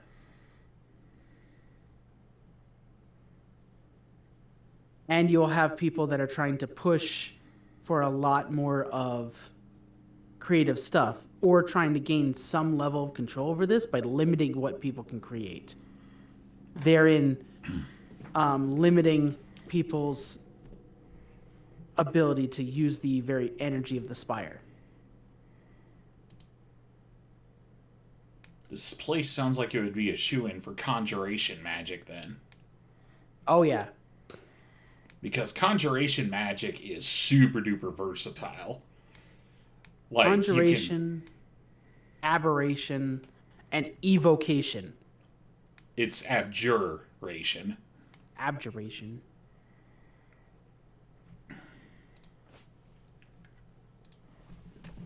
Well, maybe not abjuration, but definitely conjuration and evocation would be very well here.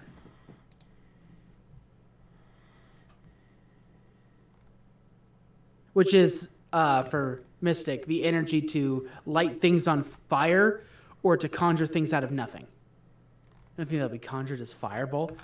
No, that's evocation. I know it's a good running gag in D&D. Oh yeah, the wizard raises his hands, begins to chant. The players ask him to stop, but he can't. It's gonna turn this room into a fiery ball of doom. That's a good bit. I do love that bit. The wizard casts a fireball. Don't care if it burns you all. It's gonna go, oh, oh, oh. Please make a dex save and throw, oh, oh. There was a really handy chart that I had somewhere a bajillion years ago that was just describing all of the schools of magic using the phrase similar to it does or it makes shit blank. And I can't remember where the heck it is in my stuff. Abjuration, if I remember correctly, is the power that it infuses things with magic. So it basically strengthens stuff. It's where you get your shield. Because like the shield spell is an abjuration spell because it like solidifies the very air into a shield by charging it with energy. Illusion, obvious, self-explanatory. Necromancy has to deal with life energy. Not necessarily evil, just life energy in general. Ah, here it is. I found it. Abjuration protects stuff. Illusion makes stuff seem like other stuff. Enchantment makes things do stuff. Divination know all the stuff. Evocation destroy stuff. Transmutation change stuff into other stuff. Necromancy do creepy stuff. Conjuration makes stuff appear. And then universal, just everything else. Mm-hmm.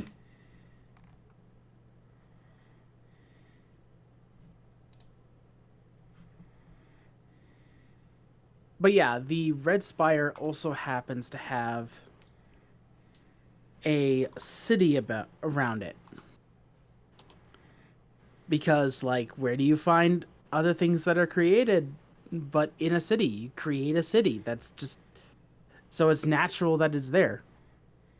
The spire itself looks like a building. In fact, it looks like a skyscraper.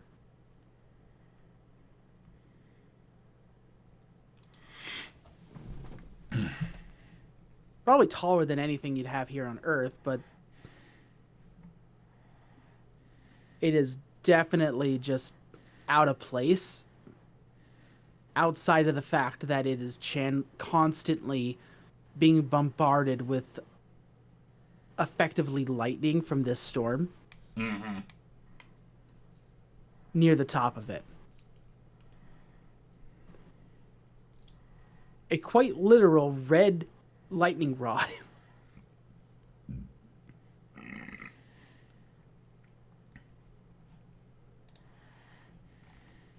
In the furthest reaches of the land where the spire can't draw all the energy away, you might even find like flaming tornadoes or just random strikes of lightning. Yeah, and the random strikes of lightning would be in parallel with your evocation. Right. Actually, now that I think about it, tornadoes might be in there too. Yeah, they're evocation. Let me go look up my favorite tornado spell. One moment. I know that because gust of wind is evocation. Ah. And tornadoes stronger gust of wind. I'm gonna look up this little-known spell that was back in 3rd edition called Whirlwind of Teeth. You may remember it. That's necrotic. Place your bets, kids. Is it necrotic or not?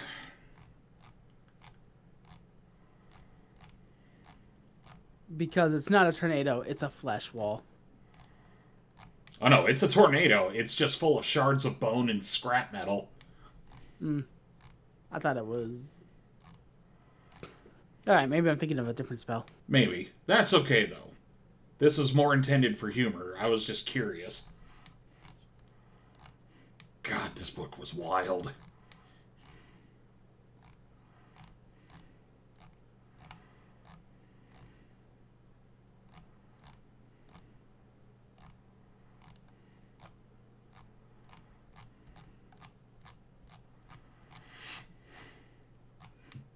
Crushing Fist of Spite. Oh, good times.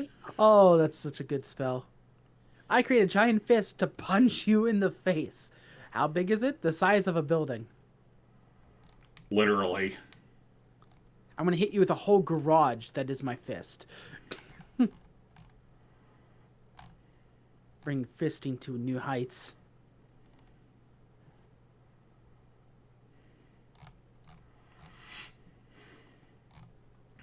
What the hell?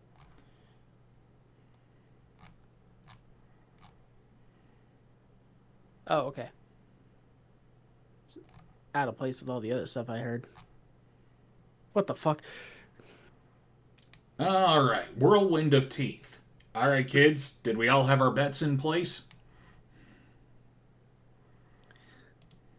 Alright, necromancy. You're betting evocation.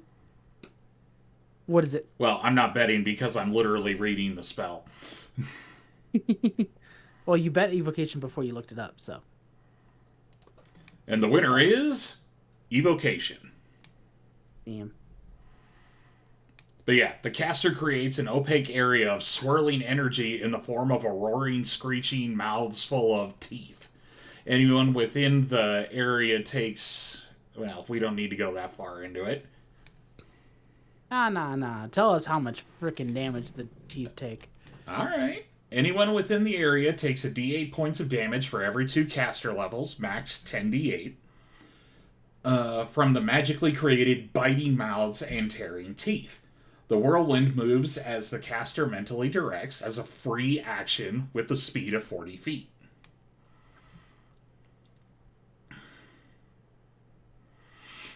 Oh, I thought for sure that this also had the tornado rules attached to it.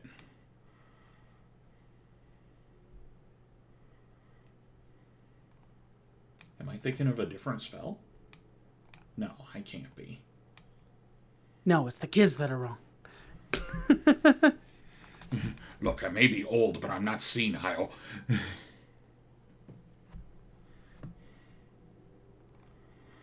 Oh, and there it is, my beloved Witherlimb. Oh my god, that spell pissed your dad off so much.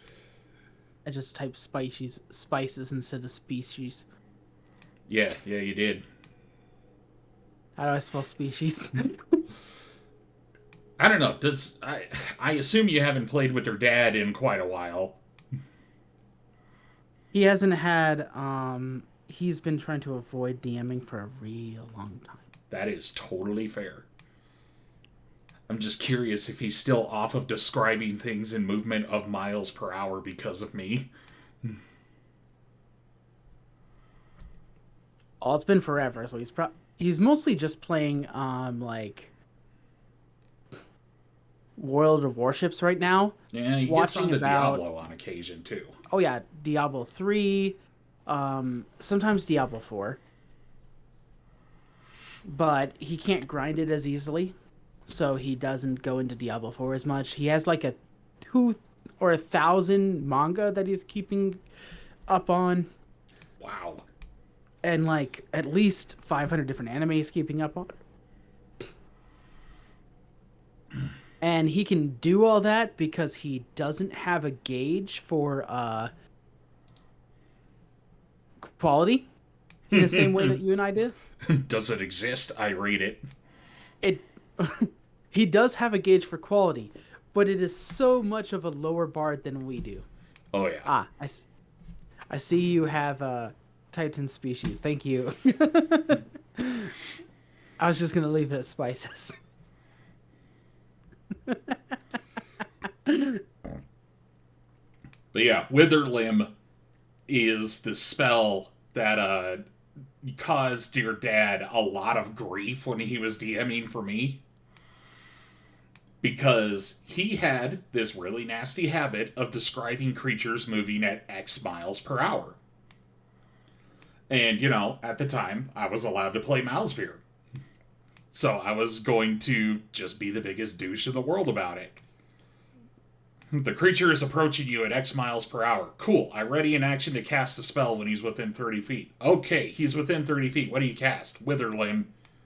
What does that spell do? Remove all the muscle mass from his legs.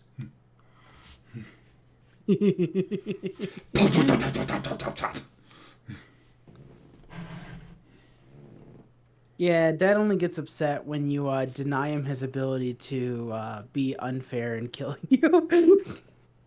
And I was playing Malsphere, so my scale of escalation was roll initiative, nuke the planet.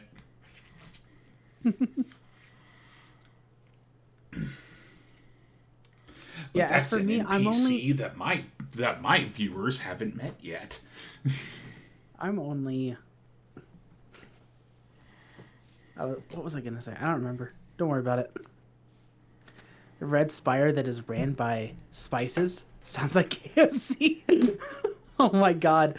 Just in a random town, there is just knockoff Colonel Sanders, Brazilian Colonel Sanders. Brazilian Colonel Sanders. What would that be? You have not seen Brazilian Colonel Sanders? I don't think so, but I'm trying to think Okay. of what the parallel would be. Okay, so you know the Colonel Sanders that is in the dating Colonel Sanders thing, right? Yes. Now, give him the self-awareness of and slight attitude of Iron Mouse, and you have Brazilian Colonel Sanders. Oh, Lord. Yeah, the KFC dating Colonel Sanders mixed with Iron Mouse is Brazilian Colonel Sanders.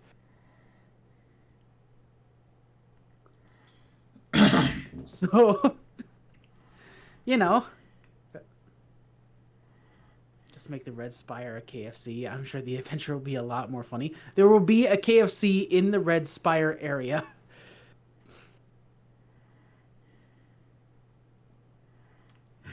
Make it QFC for clipped off fried chicken. Fried quipped off. Dude, I would never eat something that is described as made out of pure malice and chaos. It says it was made out of pure malice and chaos, but it tastes so good. And the only other thing I had to eat, and the only other thing I had to eat was rocks. All the food is dubious because we had to make do with whatever fell out of the chaos. Don't Actually, any of your mages know create food and water? Wait, is that a spell? Yeah, but like, how many of them can agree on what a chicken is? Mm-hmm. That's the problem. Each of them summons a chicken. Each one is different. They eventually got into a fight where they killed each other. It was the Great Chicken War of 32. We eventually honored that war by devising 32 spices and flavors that we add to our quip-offs. Oh, dear God. This place sounds like a punishment to be sent to. It is. I'm sorry, this place is going to be interesting, but it's not. I do not guarantee that you're going to love being here. Yeah, But I it's mean, gonna I be can better than definitely agree everywhere with that. else. It's going to be better than everywhere else. And What's like we that? joked earlier, feel free to visit. Do not live here.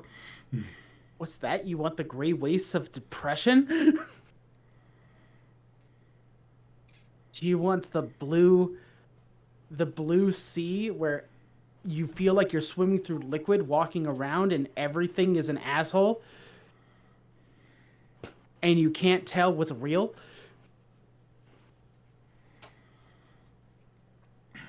When you don't even know where the spire is? You just know it exists? Or would you prefer the land of green, where everything is primal and wants to eat you? Even the people.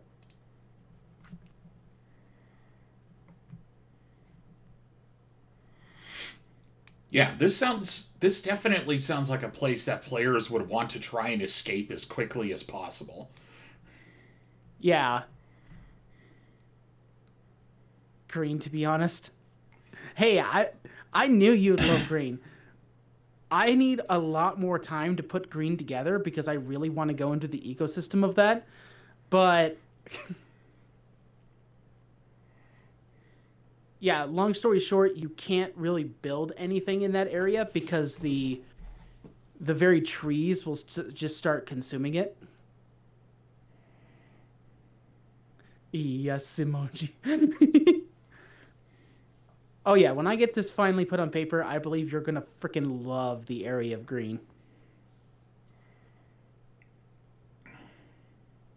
It's just not a very good place for the average person to be able to build a family at. It doesn't sound like a good place for the average anything to build. Now, that's why most people, as much as it's a fucking hellscape, it's compared to the other hellscapes, it's a little bit better.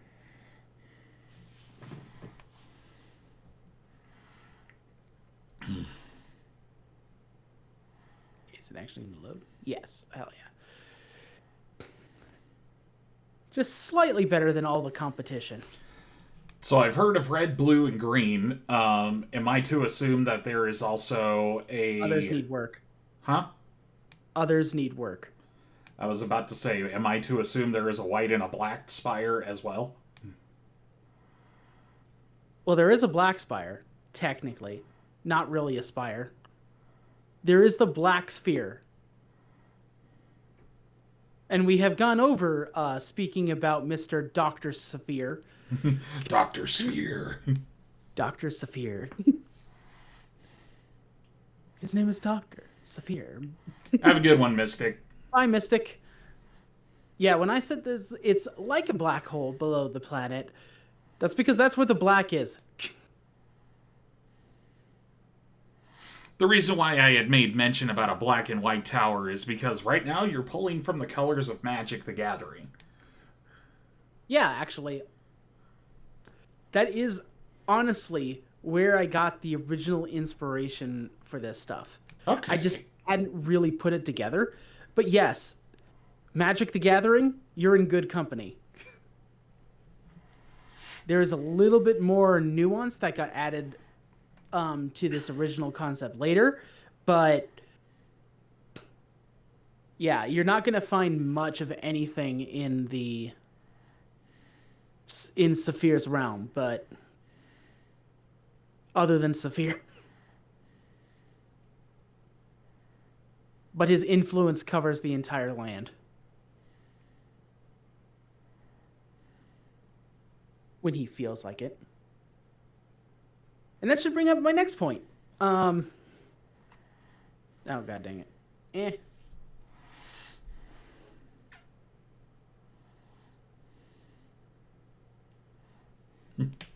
You have Google Chrome on your computer? You poor soul. I have Google Chrome because it helps me specifically log into Gmail without having to go through some bullshit. Okay, that's fair. I use Firefox for everything else. Also, it allows me to really quickly pull up a Google Drive if I need to. Fair enough. I just had to heckle you just a tiny bit. No, I stopped using it a while back because running it while also doing streams was actually killing my computer. Yeah, just running Google Chrome kills a computer. Yeah, I used to be able to run Google Chrome freely, but then I started streaming. And then I had to run OBS in addition to Chrome, and OBS was like, it's me or him. Pick one. And I was like, okay, OBS, I will give you the bandwidth. Chrome, I'm sorry, but You have to go. You're being relegated to emails. Firefox has been the replacement. Because Firefox is just better It is. than everything. Even Opera GX. I have not been able to get Opera GX to use really anything.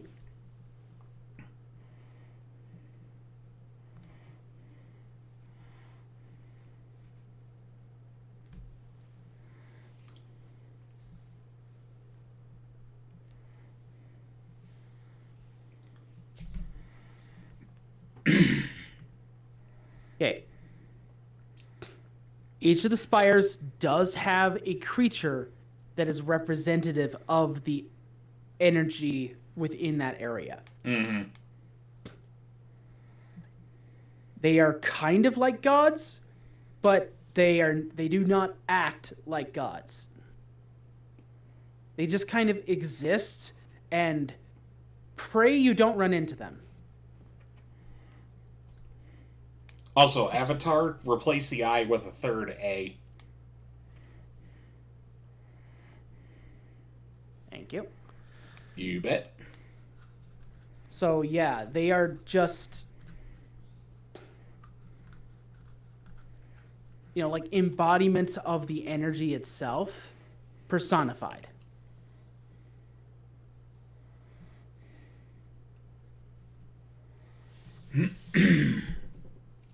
Which, considering that those energies come from the abyss or from chaos itself, they're not exactly pleasant.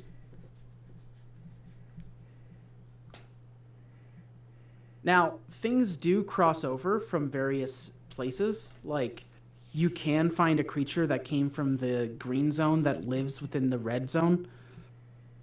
And, the creatures themselves are not tied to those locations. That being said, most of them prefer the area where they feel most at home.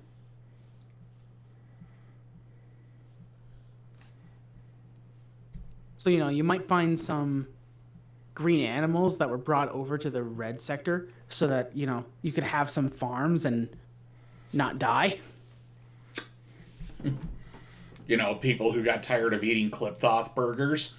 Yeah. And want just a steak. Spoken as as sort of a boogeyman, the avatars are almost never encountered. However, the blue one has been seen to appear anywhere.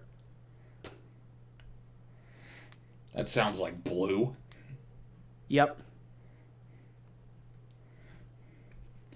Sorry, my bitterness from Magic is going to start showing out here. Blue pissed me off so much while I was playing Magic. Oh yeah. No, let it piss you off. There is a whole bunch of stuff. Like, red has its problems, Imperialism, pride, bunch of other shit. Capitalism. All pretty bad stuff. Green isn't so nice to druids as you would think. It tends to be even more ferocious than typical, but you do have your druids in there.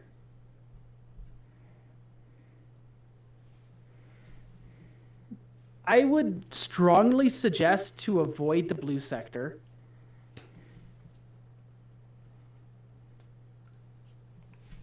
And the gray sector is essentially a no man's land.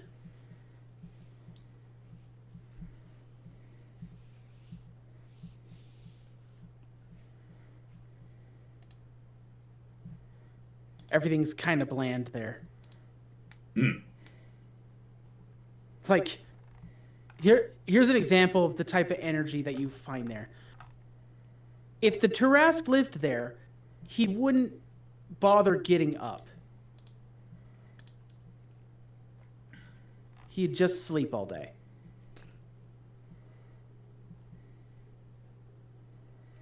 Okay, so it's a very lethargic, low power zone. Right. everything is like super low power. There's almost nothing there. Anything that someone has tried to build there has effectively just crumbled. There's a lot of like small ruins of where people have tried to build something only for them to feel nothing and leave, or just for the structures to give out.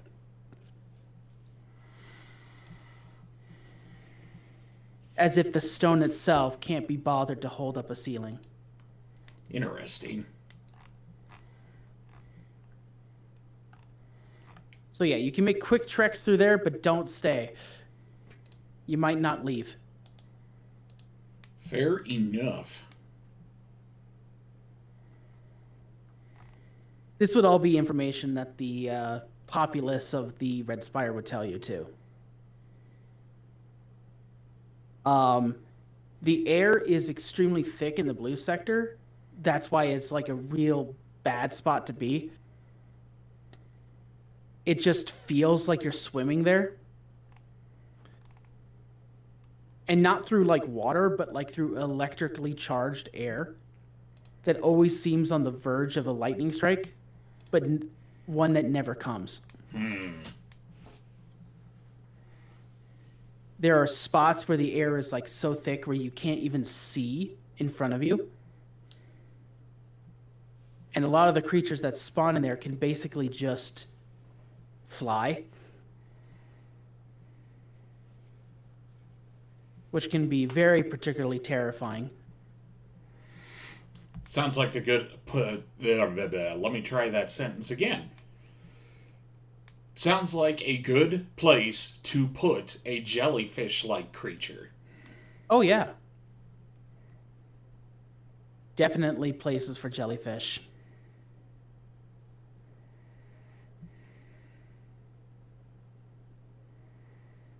I'll be honest, I think green is one of my favorites just because of how basic it is.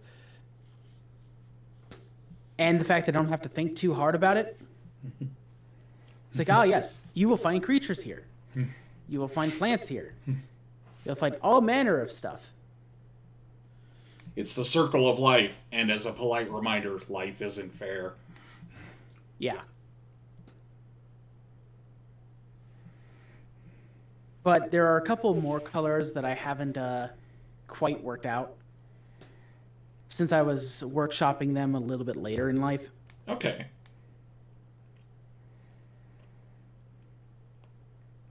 And one of these days, I'm going to have to actually sit down and get my map built for my setting. I have the doodle in my ideas book about the world map, but that's about it. All right.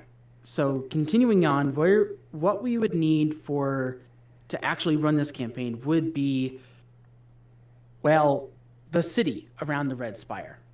That would be the best place to drop some players in so that they could have some people that were willing to talk to them to help give them the lay of the land.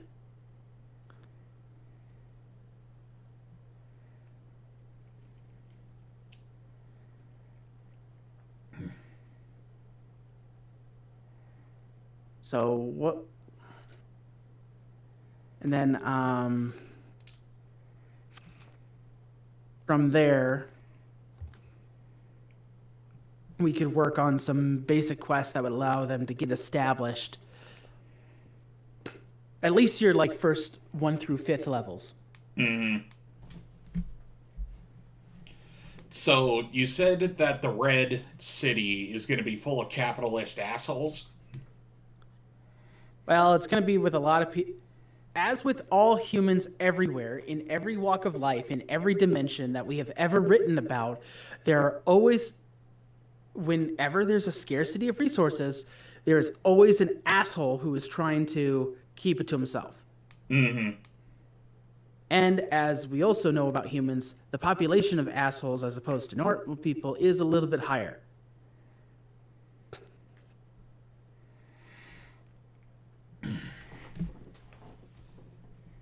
That's just working off of like base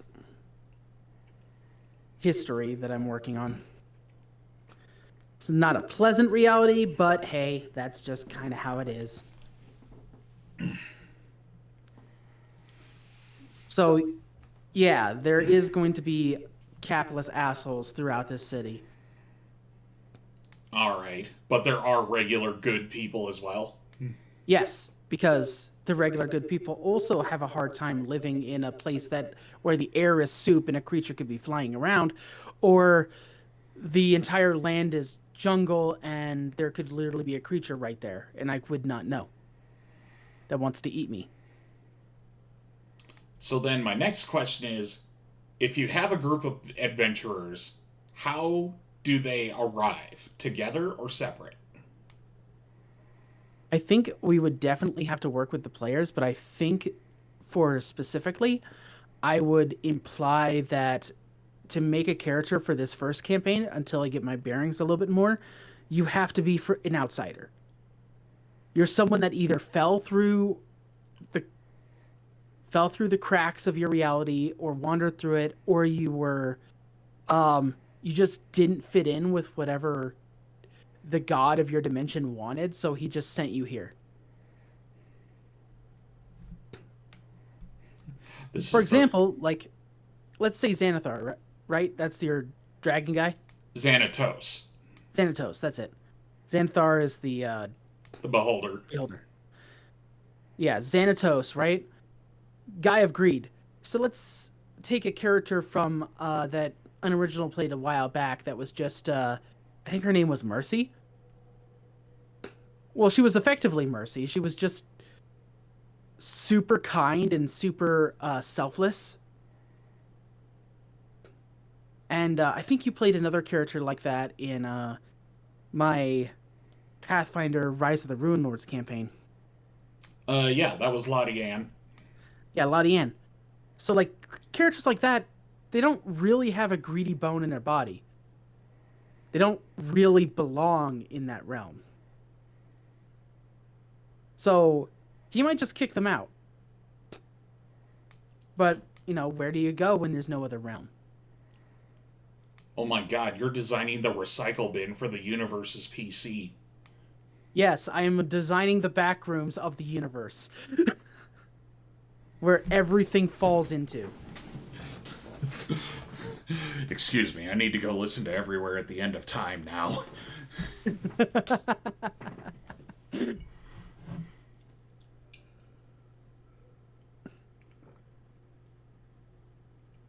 So yeah, it's not pleasant, but some of the people here, they don't have anywhere to escape to. So yeah, they'll probably laugh off your desire to leave. Others will be more hopeful because they don't have a selfish bone in their body. Fair enough. You'll just find people here.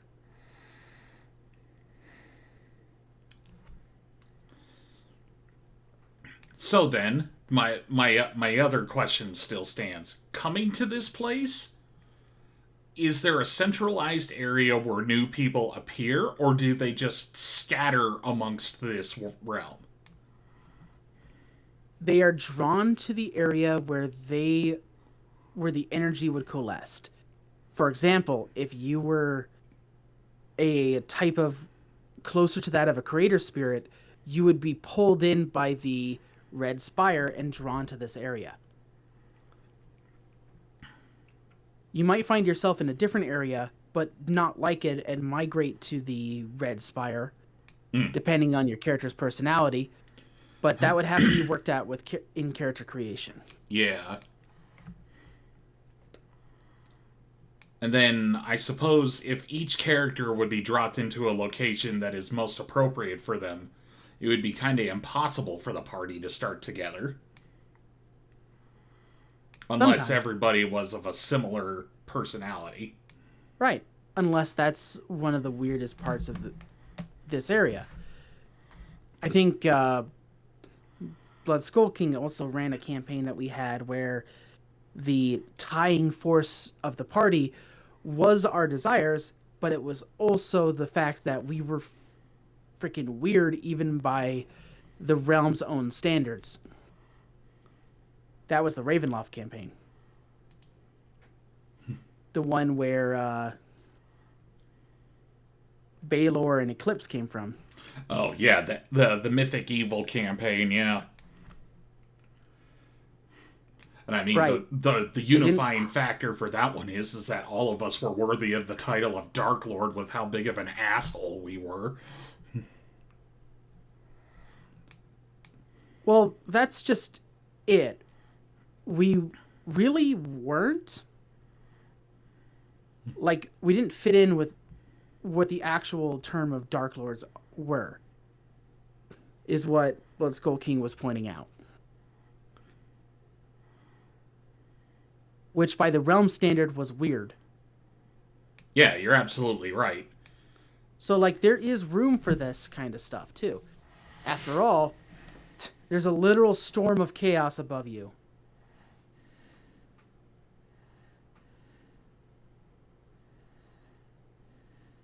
So there is room for weird stuff. That's one of the real reasons I want to like bring this campaign into life is that it due to the weird way that the magic works and the spires exist is that it allows for just weird stuff to exist. Where sometimes some of the other rules of different role playing games just don't make room for it.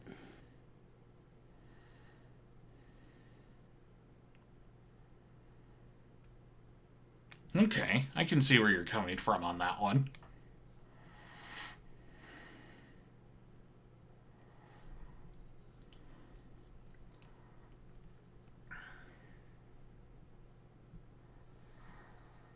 Well then, what's next?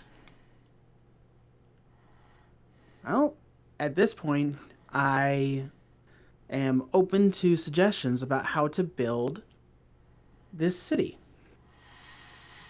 that I was talking about. Well, the Red City, at least from how you have described it to me, is probably a city that is just absolutely ramshackled. Like, this is a kind of place where, like, infrastructure or, uh, even just the individual was not considered. It feels like it's, a very big, very well maintained shanty town. I'm sorry, are Yep. you familiar with the term? Oh, I am. I was just Okay. thinking about thematically how you would like the way it looks cuz that would look really it looks really well in line with what I was thinking about without being intentional kind of thing. Mm-hmm. Cuz like thinking about it, right?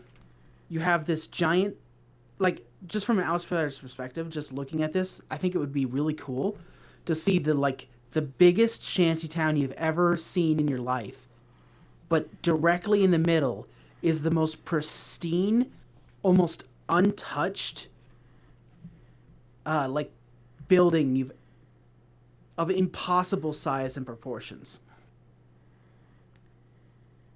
That is the Red Spire.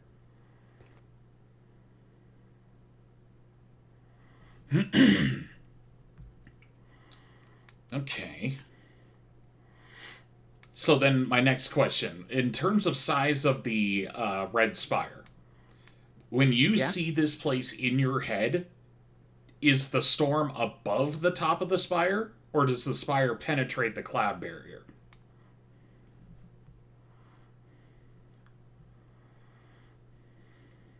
So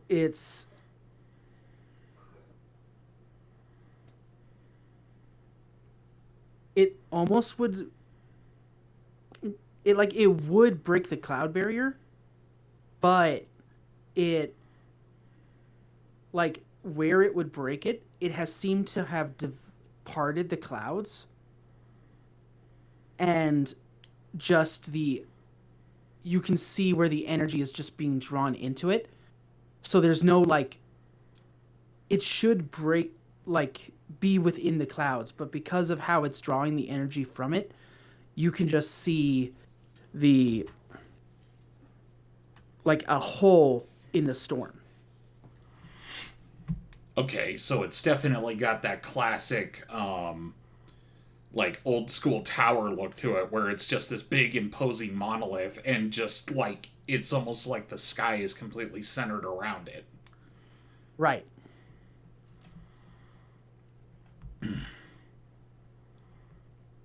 And then my next question would be about the city is that clearly all walks of life are pulled in here.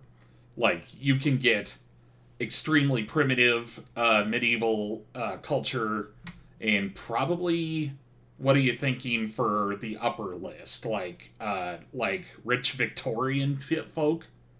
Oh yeah, you get Victorians, you'll get like knights, you'll get like orcs, you'll get some things that like shouldn't be here. It's like it can't agree on the time or really much of anything, really. All right, then my next question being Ramshackle was probably the best word that I didn't have before, but that is so good to describe the type of populace, the type of area this entire thing is.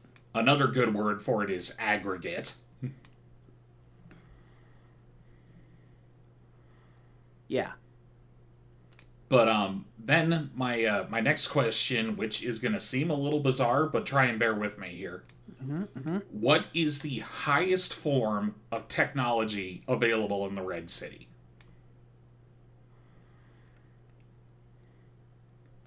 I at least want the ability for muskets to be able to be used by the players. Okay, black powder firearms. Yeah, at the very least. Although it is like a city of creation, it might have a little bit more technology advance.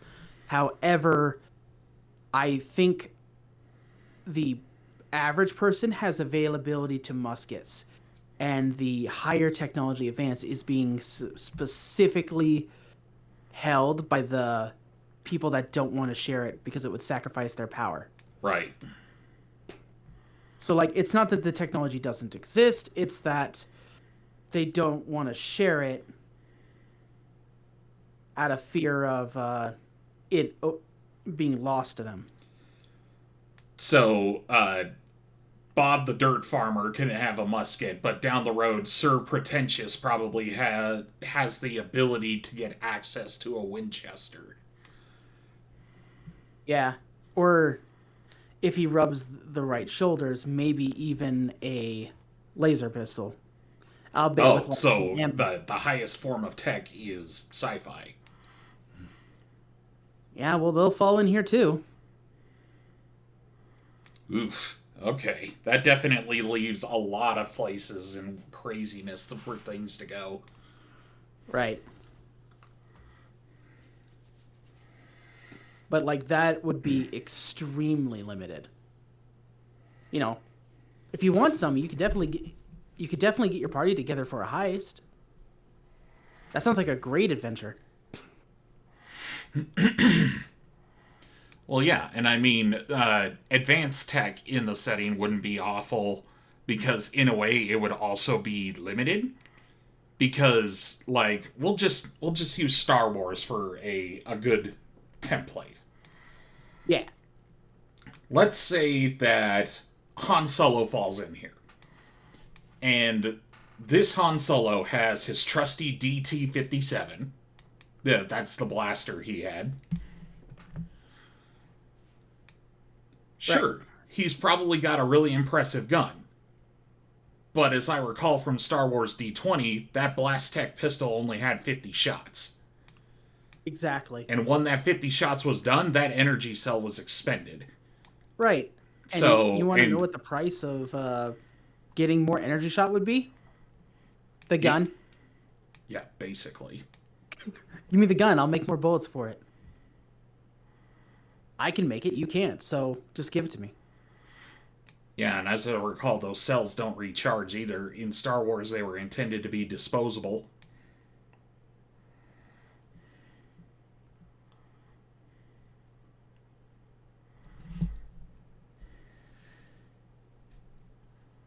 think it's an A in average, but I'll fix that in a moment.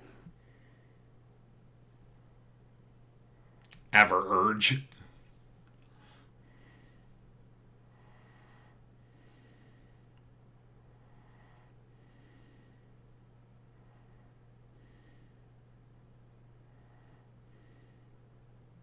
Yeah, we might even have like a similar parallel to the Land of Greed that you're building with the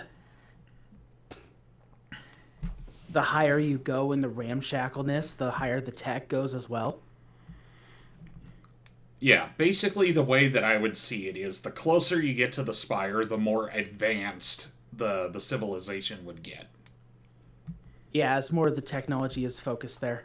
Yeah, because Could even all have of like the a because in this setting it feels like people who have resources, people who have unique skill sets, and people who have powerful magic would probably be the most important people. yeah, Which makes definitely. me want to die because I just described a techno magocracy, my least favorite setting. Yeah, Magitech settings just don't do it for me. Like, Starfinder is like the first time that I looked at a Magitech setting and didn't want to die. To be fair, that shit only really. There's also another problem. Like, all this tech and all this stuff, like, I said evocation and conjuration stuff, they're boosted around the Red Spire. Mm-hmm. So if you go to a different spire, you don't get the Red Spire's influence. Meaning that the great power that all these guys boast about is only ever contained to the area of the Red Spire. Okay.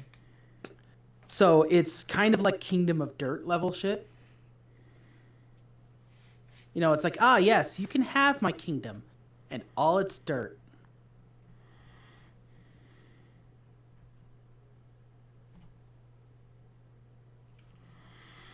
You know, there's definitely some existential dread that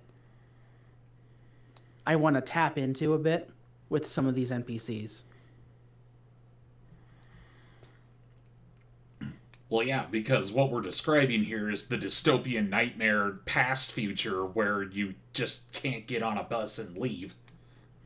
Yeah. This is Night City, except with more bullshit. That's exactly what this is. Which one is Night City? Cyberpunk. The Cyberpunk? Yeah. This is Night City with more bullshit. Excellent description. Yeah, and I apologize if that came off as condescending. That was not my intent. Nah. I've been meaning to play Cyberpunk. I just haven't gotten the time or the console that can run it to the specs I want to run it on.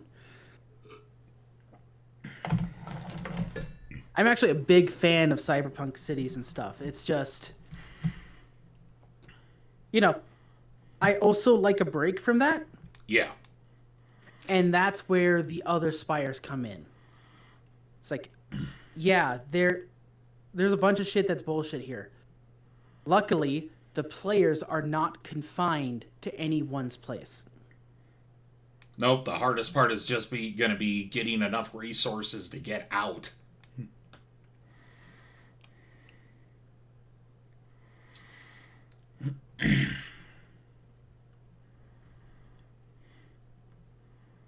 Yep, there's room for heroes in this place. It might not seem like it. Yeah, it sounds like that the Red Spire district has definitely got plenty of villains already. Yeah.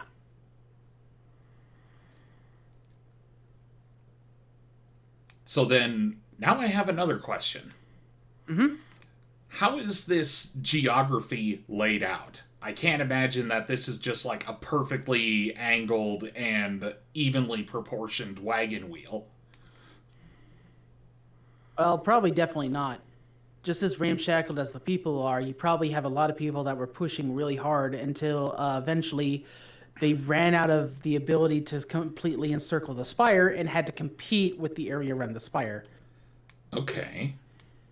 I actually see the red zone as a constant state of like destruction and creation. So you have a lot of people trying to um, compete to like tear down this section so that they can have this other, so that they can take this area. Mm-hmm.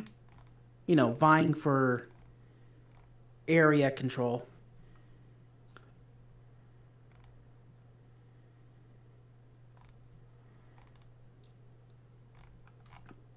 You know what? But, however, none of them can take the spire itself.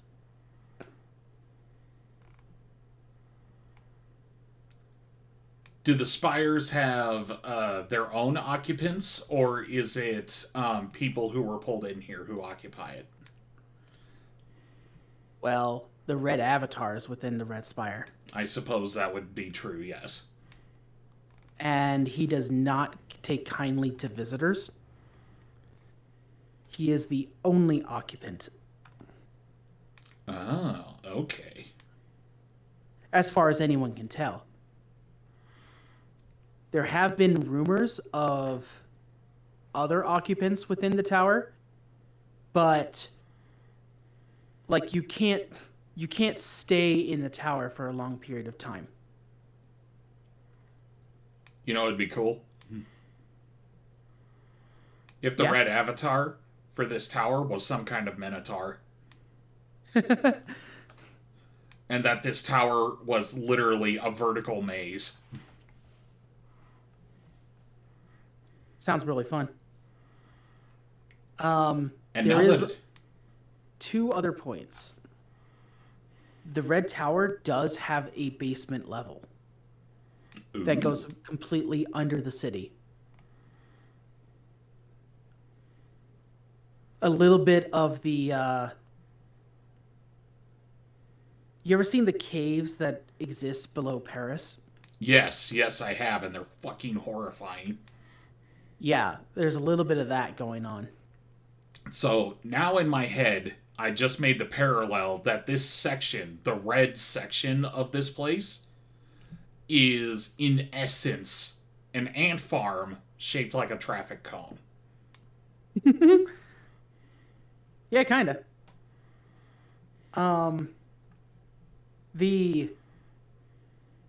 A recent discovery is that within the tower, some people that have been using divination magic have been able to receive signals from outside of this dimension. Mm. So they can sort of see things and try to communicate with the realms beyond this madness. However, being merely within the tower angers the red avatar. Mm-hmm. So, can't stay. It's a bunch of researchers coming in and out, trying to study it as much as they can without dying.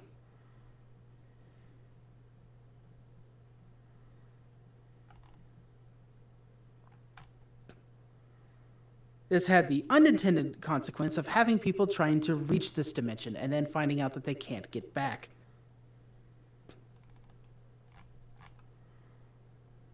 This is very much more backrooms level shit.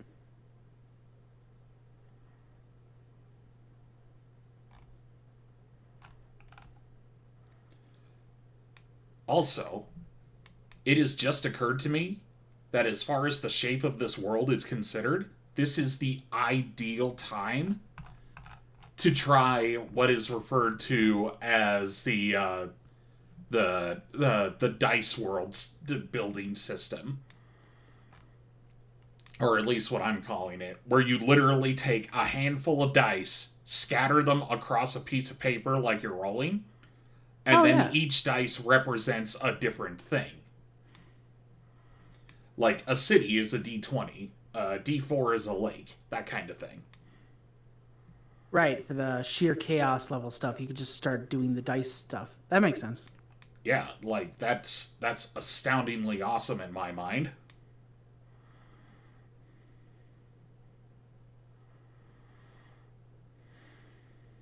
Oh yeah.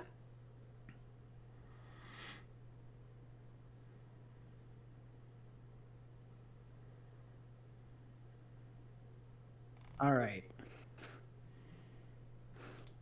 Should probably make a note about the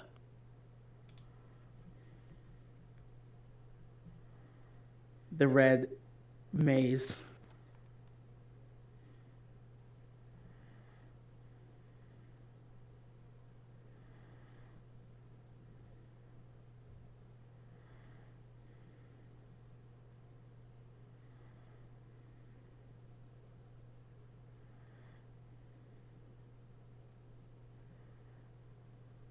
I'm sorry, is that exits or exists? Exists, Take the but E I out. am. Hold a second. Hold a second. I'm trying to. God damn it. What was I trying to type?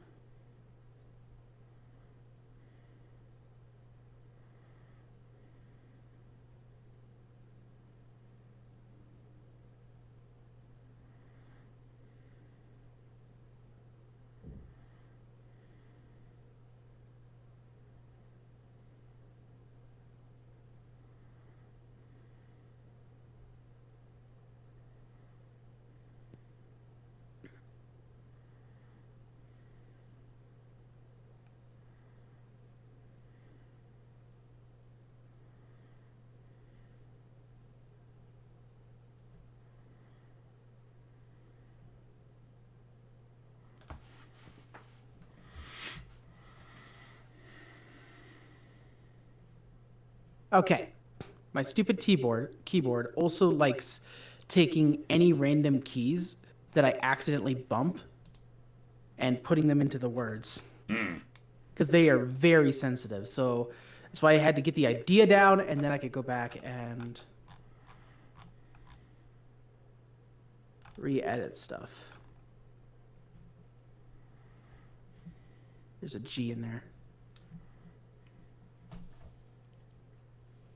That's about closer, but I don't think that's the right way.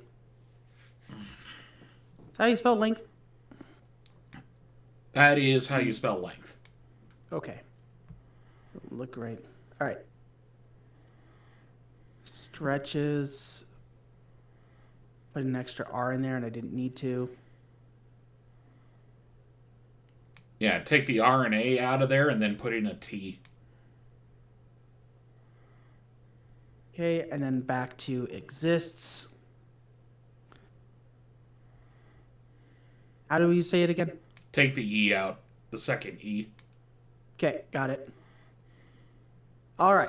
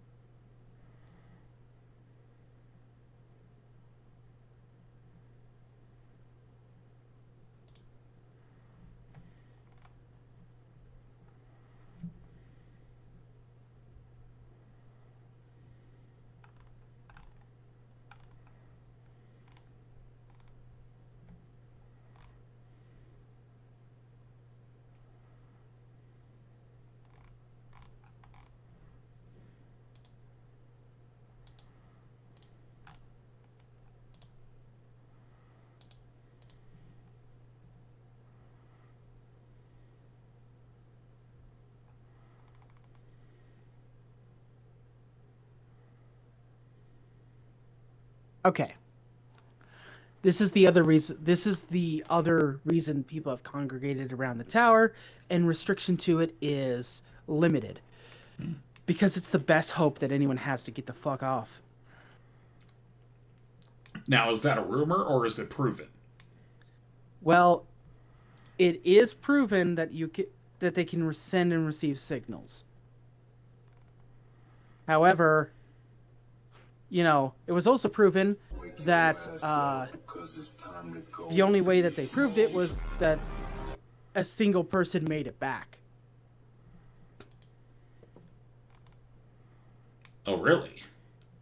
Yeah, because the Avatar killed the rest.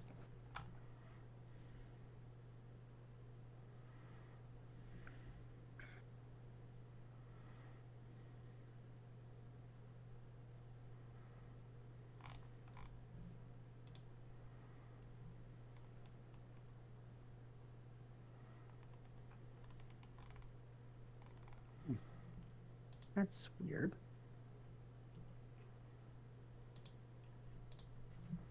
Okay. Mm-hmm.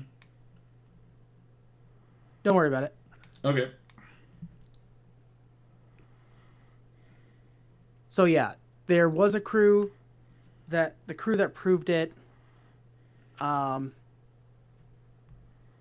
Eventually maybe I'll write a story about it, about how their experience in it and the record. But maybe the players will have a chance to interview the only person who made it back. Mm-hmm.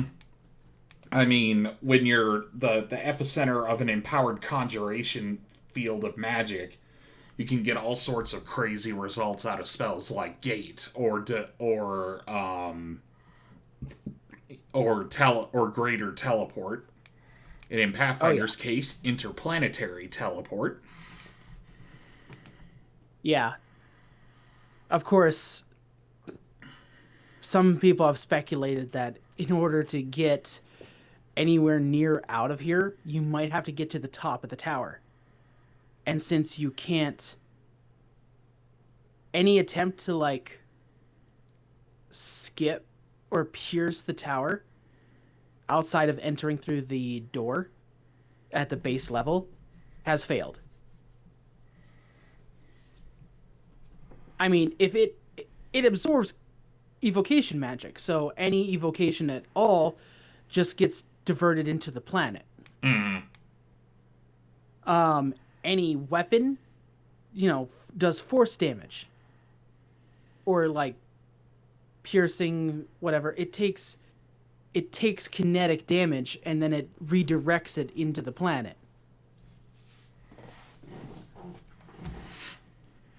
You know what? So this place would absolutely be subject to pretty random earthquakes then. Because depending on how tremendous the force was that hit it, it could be anywhere from a soft tremor to, freaking what shook. I feel like an asshole now because I cannot remember the name of that city in Japan. Was it Fukushima? Yeah, it was Fukushima. I think Fukushima and the earthquake and the flood, I think. Yeah. Yeah, so, if the storm, you might have a lot of people trying to predict the storm so that if, a particular strike is coming to the tower, everyone can hunker down. Mm-hmm. It would also be another reason why people would want to move to the middle of the city where the technology is a little bit more structured and able to withstand earthquakes better. Despite being closer to the epicenter. Yeah. So the earthquakes might be worse at the epicenter, but your structure is built better to be able to take it. Theoretically. Yeah, I'm willing to bet that there are probably some wizards who have figured out, you know what, let's just build a house that floats.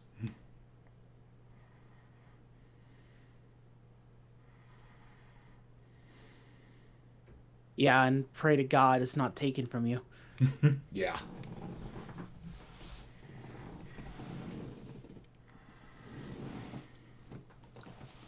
Then you could go live in Jurassic Park. No, I think I'm good. I know that's where Gotham Kitty would prefer to live. Yeah, Kale would love living in Jurassic Park as long as she was on the other side of the fence, I imagine. I don't know. After I've gone through the record of describing how much the red zone is a hellhole, maybe being on the inside of the fence ain't so bad. And that's why you Dinosaurs have be people doing going there. dinosaur things. And that's why you have people going to the other colors. Because it's just like, oh my god, this is not better. We have not figured this out. Alright, new question. Yeah, go ahead. Is the red spire the only spire that people can escape this realm from? Now, this isn't not player answer that knowledge, this is question. DM knowledge. I will not answer that question. Because I will not answer the question that you can escape through the red tower. Alright, but still, giving you that That is a question should give you question- something to consider. Yeah, that is a question that has to be determined through players through learning this. So, definitely not a question I want to like have on a recorded live stream, you know? Mm-hmm. That's like end of campaign hook. So,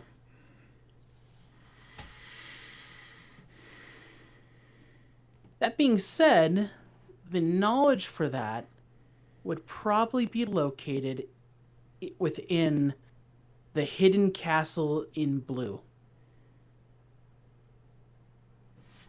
Good luck finding it. Yeah, as you said, the tower is hidden. However, it, just like the Magic the Gathering thing, within supposedly all know or people who live there have more knowledge than everyone else. Like they just have a higher base or intelligence. So it's pretty theorized that that's where the epicenter of knowledge would be, but no one knows where it is, and like, you know, it's like it hoards knowledge. So that's probably where it is, but also knowledge of if it actually is there would be hoarded by the very thing that might have it. And not a lot of people want to swim through soup to get there. Mm-hmm. And, you know, frustratingly look through mirages at every turn. So I'm guessing illusion magic is buffed in the presence of the blue tower? Oh, yes. Illusion and divination. Okay. However, they tend to mix a lot. So a lot of the people that have tried to go there to enhance their divination magic have also gotten... They basically become weather forecasters.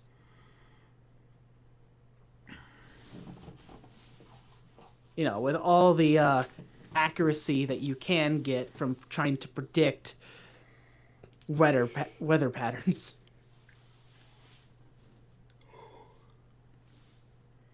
Whoever has the ability to truly understand what's happening there is probably already within the blue spire that's there.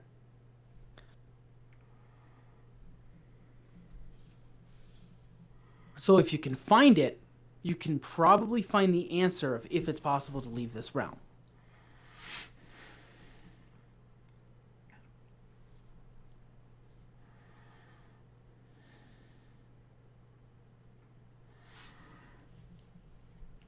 Okay. I suppose that makes sense. Welcome back. We were talking nice things about you. Yeah, we said you'd probably want to live in Jurassic Park than opposed to the city hellscape that is the red zone.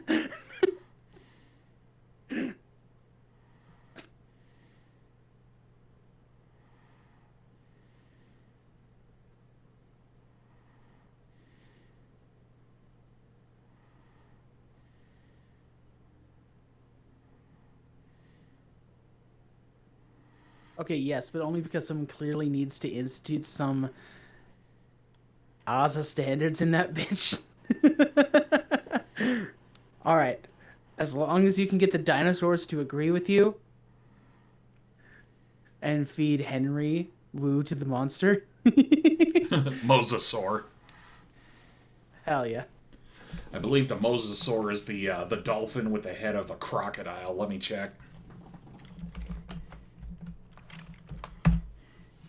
Yeah, basically.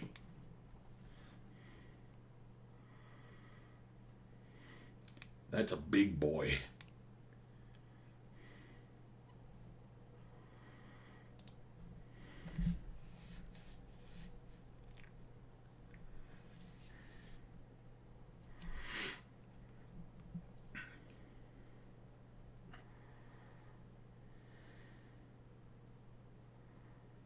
ASA, Association of Zoos and Aquariums, they have very high standards.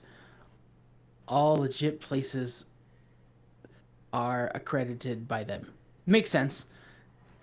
Sort of like OSHA on steroids. For animals. Yeah, well, I said OSHA on steroids because if anything fucking goes wrong, then you might have an invasive species on your hands. And no one wants that. No.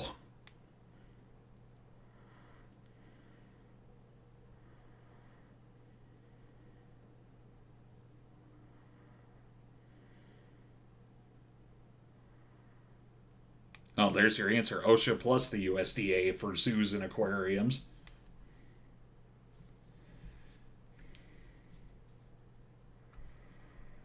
Yeah. We get inspected by the USDA too, but the big one is ASA every 5 years. Oh yeah. Like obviously you'd be inspected by OSHA and the USDA, of course, and you would also have to it's like triple verification. Oh, yeah. Some places also get the FWS depending. Ooh, what's the FWS?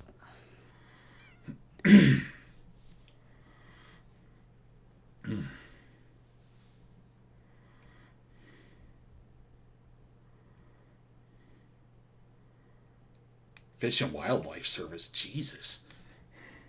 That makes sense. They're really litigious as well.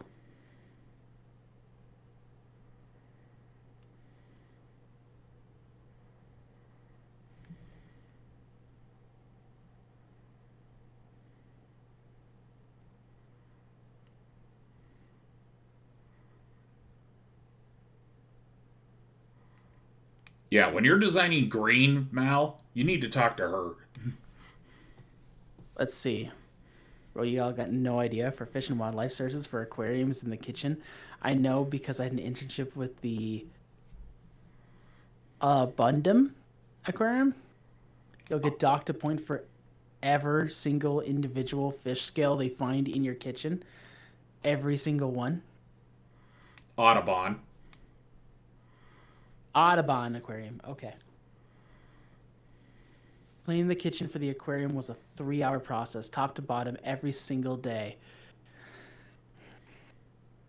Yeah, I gotta tell the people at work to stop bitching about closing the shop. You guys don't know how good you have it. I have a feeling if I said that though, I will have a Big Mac thrown at my head. Bro, they would stick you in the soft serve machine because they know no one would find you. No, we have to clean that every week. I got no idea. Y'all got no idea. No, I don't, and I'm afraid to ask. That's Honestly, the thing. the safety regulations for her profession sounds like the fucking Ark of the Covenant. Yeah, here's how it goes. It's like I can always tell someone that it's worse somewhere else. However, while they are suffering, they are also willing to stick me somewhere else. if I'm if I bring that up.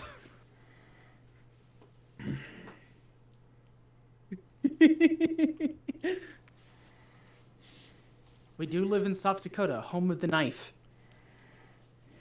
There are more stabbings than shootings, although that seems to be changing nowadays.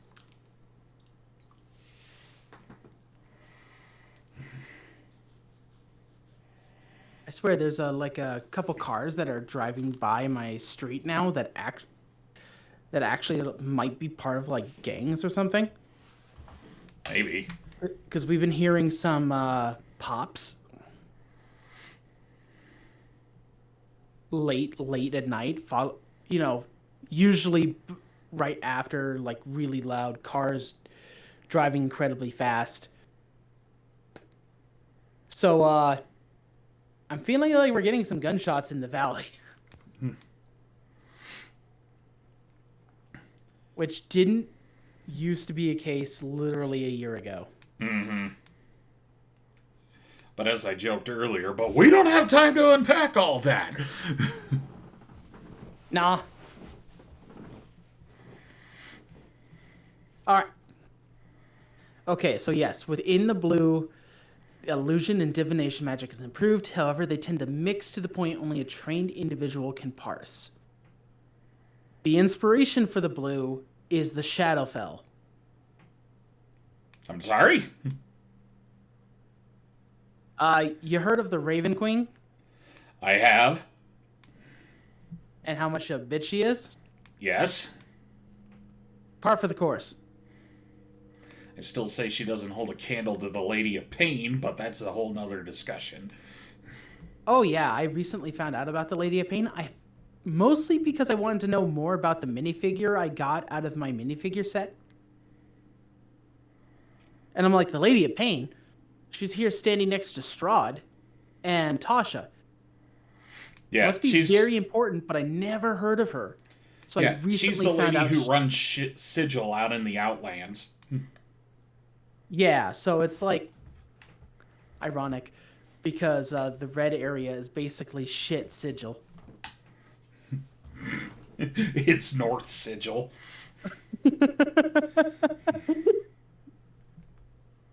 Discount Sigil. We have Sigil at home. Please don't send me to Sigil at home. I'll take the Lady of Pain. I'll take the Lady of Pain. Oh God, the pain.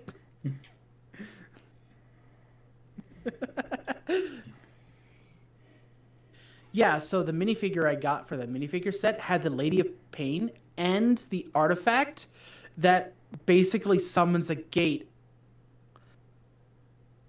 on each part of the cube. That I recently looked in the Monsters Manual for. So the Cubic Gate, yeah. the cubic gate. So it came with the Lady of Pain and the cubic gate. Neither of which I had seen before. So I was like, what the hell are these? Yeah. The Cubic Gate is one of those terrifying artifacts that DMs very rarely don't want to play with because they already can tell just by reading the description if their party gets a hold of this item, the universe is doomed. Yeah, universe is kind of doomed. Also, you really would want it in this area because it might give you a way out. Possibly, maybe. Who knows?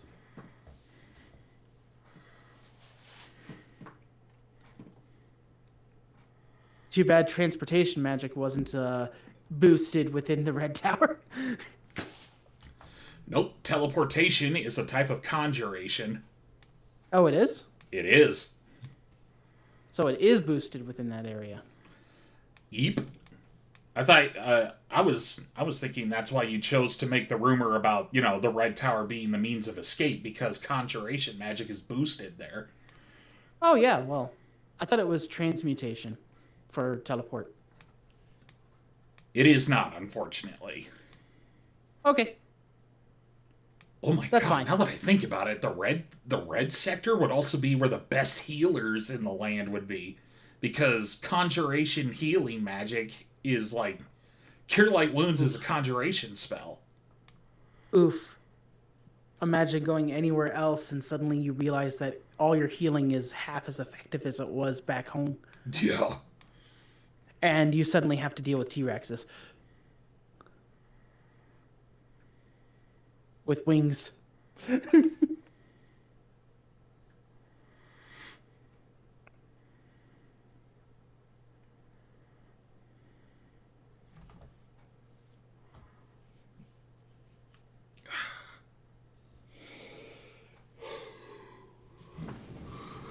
Oh.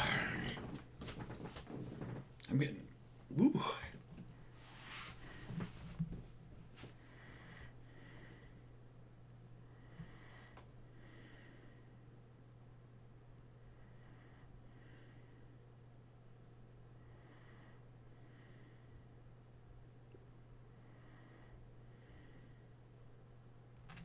That is not how you spell knowledge. I am tired. Oh my god. We I can call blacked it whenever myself you out. like, my guy. No, I blacked myself out trying to type that word. Help me out here.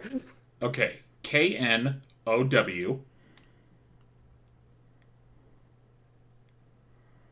That it? No.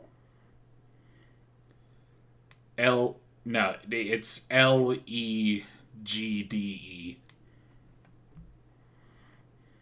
Legde. Mm-hmm. Well, hold on. Let me try. Like, something about this doesn't seem right. Oh, I went dyslexic. The G and the D swap. Okay. Like, I don't know how to spell Like, this, it's but even I don't think close, that's but right. not right. Oh. Okay, supposedly the spire there has all knowledge.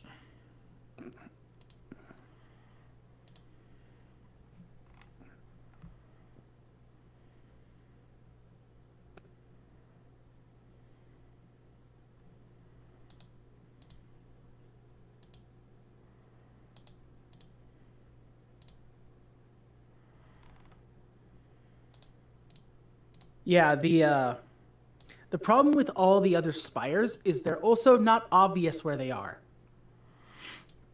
Despite Like, their massive size. exactly. Like, you can guess where the green is, but it doesn't pierce the sky like the others do.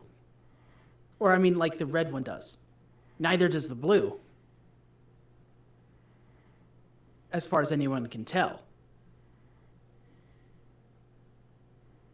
And as for the gray one, no one's bothered to look for it.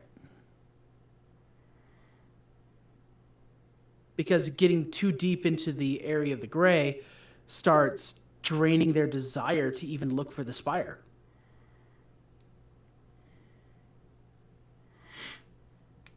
Interesting. Like, the red zone is also the best place to start because it's the most mapped out.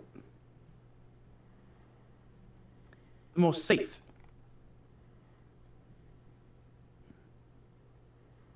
Despite it being so close to the green sector.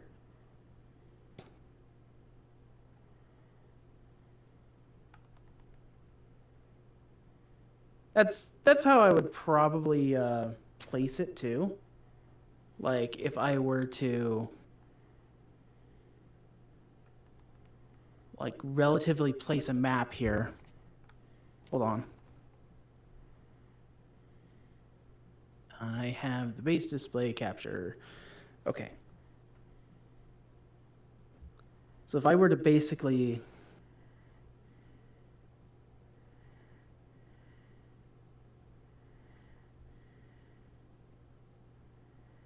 like cut out this pizza pie and we'll say that this is the red spire.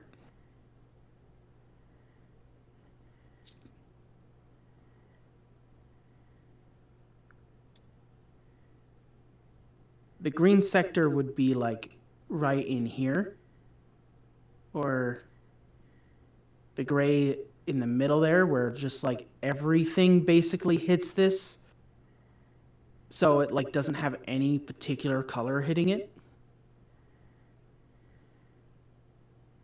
And then you have like the blue sector.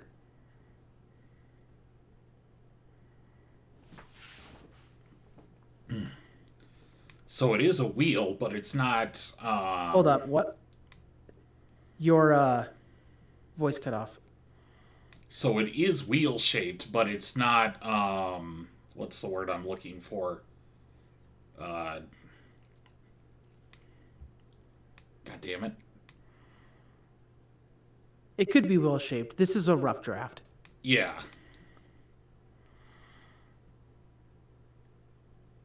not. It's similar to consistent. Consistent on both sides. You know what I'm trying to say? No. Symmetrical? That's the word. Thank you. This No, this land is is just- asymmetrical, but at least in this drawing, it is a wheel. But as you is, said, like, this is just a so- rough. This is so fucking rough. I literally just put a color palette on the table so I could like show you a bit more examples of it. Fair enough. But like we could easily have like this might stretch like that, you know. We'll figure it out. And one of the other things that I should probably mention is that the structure is more structured the closer you get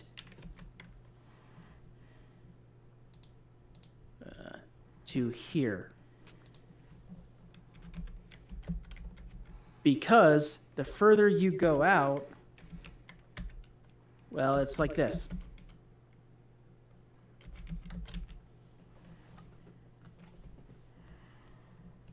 It just fades away into nothing. Trying to do a single line where they're faded, but that apparently was not in the cards.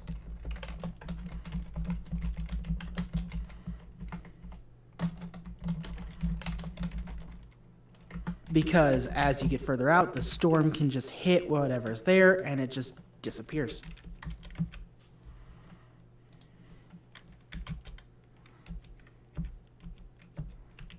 What the hell? It's doing that thing again.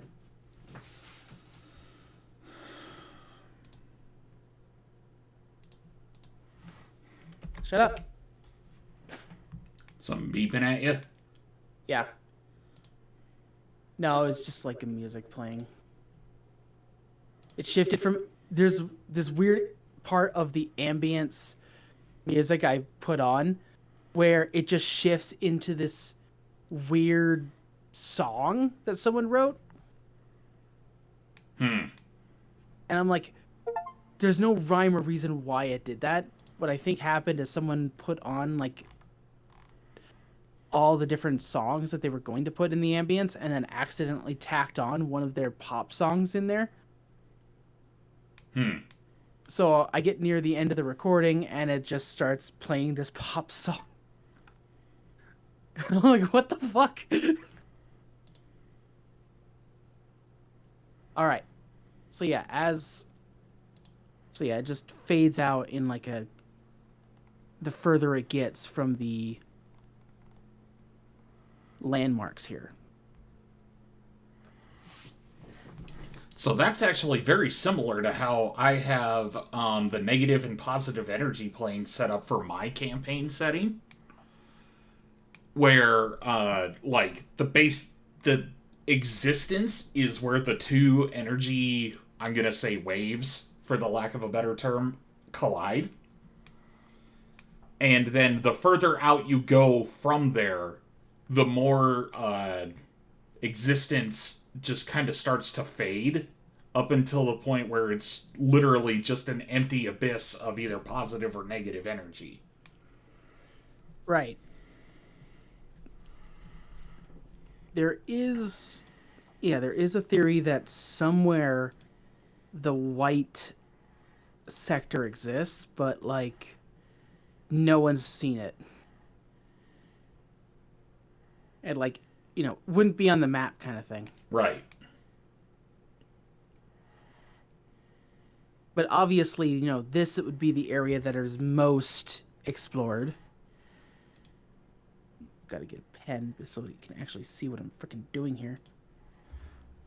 So yeah, this would be the most explored area, with the green actually being the second most explored area. Mm. After all, there's not much food just spawns in the red area. So you have to go into the green to try to get food and vegetation to bring back. And green just happens to have all rocks, which are basically 2.5-ton cows. Right. In addition to all the monsters from Monster Hunter. effectively. I might just steal them. Who knows? Megafauna. I really love Monster Hunter. Just use the term megafauna. They have megafauna, but I also might just steal something from Monster Hunter. I mean, wouldn't fault you if you did. I mean, Rathalos is basically a wyvern that has a breath weapon. Yeah. And like some of the other creatures there have been designed with actual animals in mind. I freaking love Monster Hunter. I'm super excited about the new series. So I have always said I want to like Monster Hunter. I have yet to find one that I feel the controls feel good on.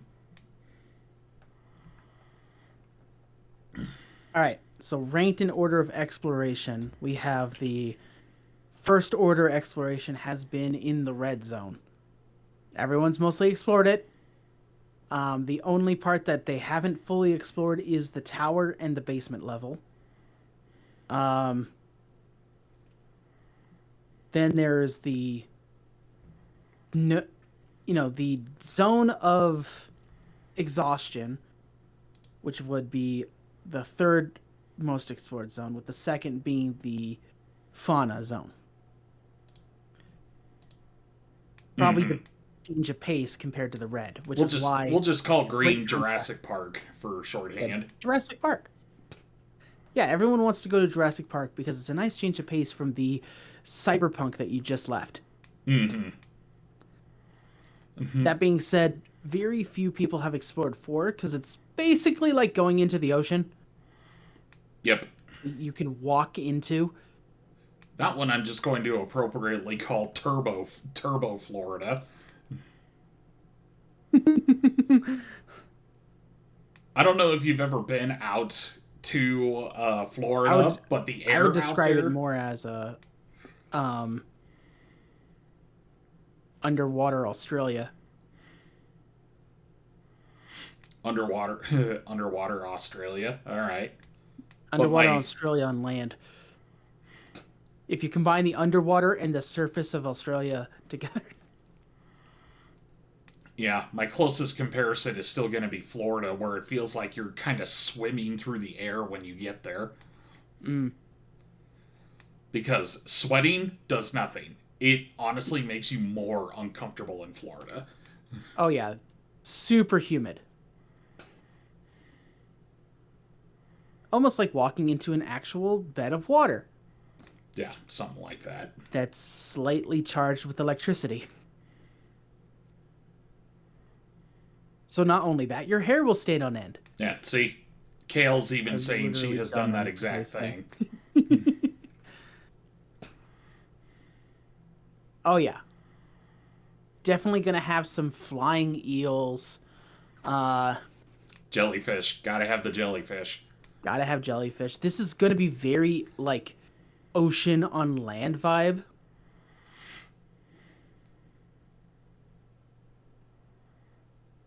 You know, like, it's like almost a wall where you walk into it and suddenly you're, like, in the ocean. Ooh, barnacles. Barnacles would be scary as shit, too. 107 with 90% humidity and outdoor all-day physical job. Yeah, that's rough. 100 with any level of humidity is already rough, but that's fucking rough. Mm-hmm. Yeah, barnacles would be terrifying. Another reason why you can't really build a fort there. Oh no! They're living, flying barnacles. The misery index was 127. Oof.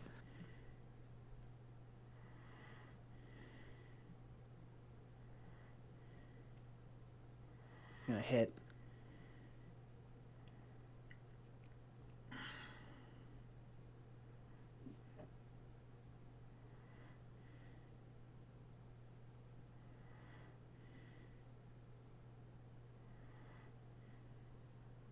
That is not how you spell Jurassic.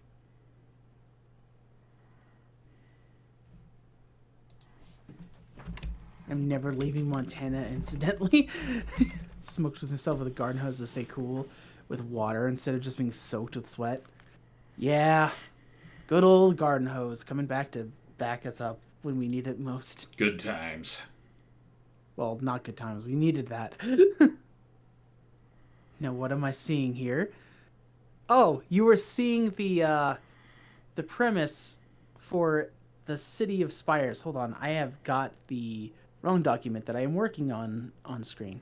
So, okay, here, I'll give you a little bit of backup here. We got like our red spire here. This place is. Oh yeah, I guess you only know me from like Splatoon. The red spire is ran by Spices. Sounds like KFC. What?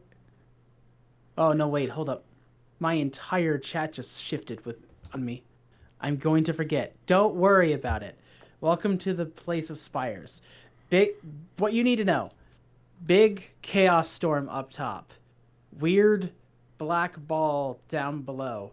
Flat world, bunch of spires channeling the energy of the storm like lightning rods, dividing it up so that the world doesn't freaking blow up. Anything that falls off the world goes in here. Please Gonna clip clip that. that. That is the description. There you go. And then number 1, you have Worst Night City. Number 2, you have Jurassic Park. And Oh, yeah. number 3, I forgot number 3, but number 4 is Turbo, Florida.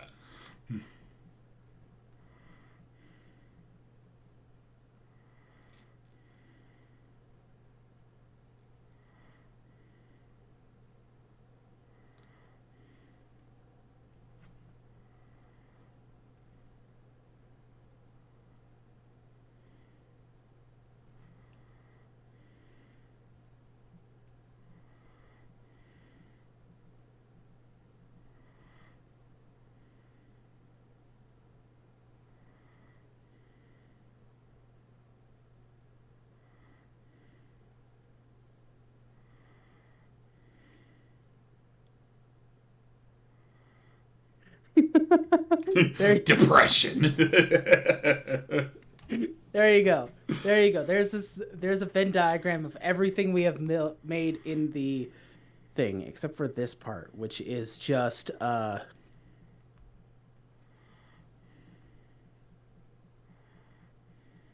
wait, no, he's a doctor. I gotta give him his right title. I almost forgot him. We have to give him his title.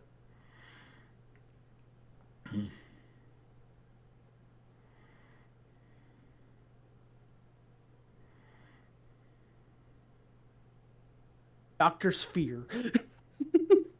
He's the only thing that lives there. Don't mess with Dr. Sphere.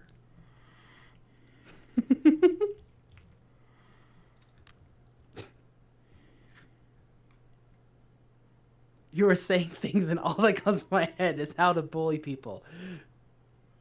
Well, about that, I have built this place to figure out how to bully people and help them figure out hope to get out of being hit. I'm going to mess with you? Mess, probably. Probably. I need that. You need this. He needs this world so that he can mess with people. Alright. I mean, we're working as best we can here. Probably not going to get it all done tonight, because I have places that people demand my attention at some point. Right. Like, eventually, you're probably going to get stolen for Pal World. Not Considering how Pow much World, we- ironically. The Long Dark. But Oh, you okay. were correct. Because at What some is point, the I'm Long willing to bet that Kale is probably just going to kick down my door and say, "Stop talking to play the Long Dark." What is the Long Dark?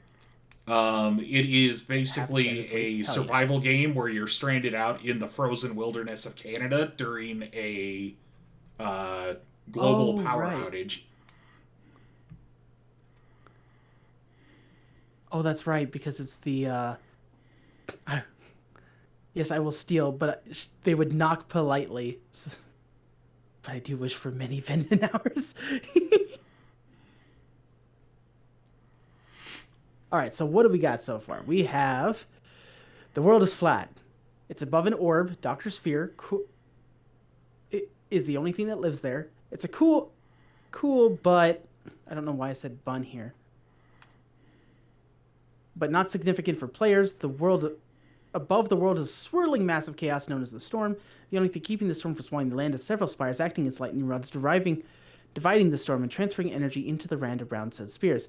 Each area round make living there completely different. It's like stick and still watching him play is funny. I made fun of my brothers. Hell yeah.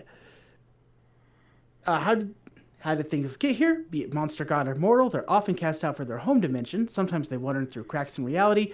Others are simply created by the storm or the energy from the spires. The best place to start for the DM or player would be the Red Spire. It draws in energy from creation. Evocation, conjuration are empowered. The Red Spire is an enormous skyscraper surrounded by a city ran by many different spices of creatures. Each spire has at least one avatar of personality. The highest tech is sci-fi level, but the average tech would be musket level. Bye, engine. I'll see you next Saturday. Highest tech. I just read that. The red maze exists under the city and stretches the entire length of the red zone, fading into dirt as the other zones take over that they know of. Within the maze or tower of the avatar will start, or within the maze or tower, comma, the avatar will start to, wrong sense, sense you and hunt you. Okay, that is the right hunt. Welcome back. However, within the tower, one can send and receive signals from other realms of existence. Within the blue, illusion and divination magic is improved. However, they tend to mix to the point only a trained individual can parse. Supposedly, the spire there has all knowledge in the realm, but good luck finding it. And the green zone is like Jurassic Park. That's what we got. The ad I just got is some bad. Oh, man. All right. So. Mal, what are you advertising on your channel? I have no idea. I'm not looking at my channel. You are. All right. So.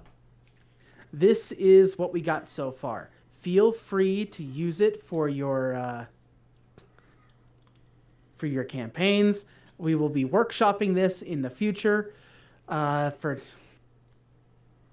possibly building more stuff. Oh yeah, because we got at least cover all the spires. No possibility about it. We are building this world. So we will be building this world. It will. Next time, I think we're going to focus a little bit more on the shantytown, so that we can actually give some grounding for people to come in. Yeah, that'd be dope. Yeah, that way people can like get in there, start playing with it, whether they want to make their own campaign about it, or whether I want to make a campaign about it. But we're gonna start working on the red zone with the shantytown and some of the factions that we're going to try to work on.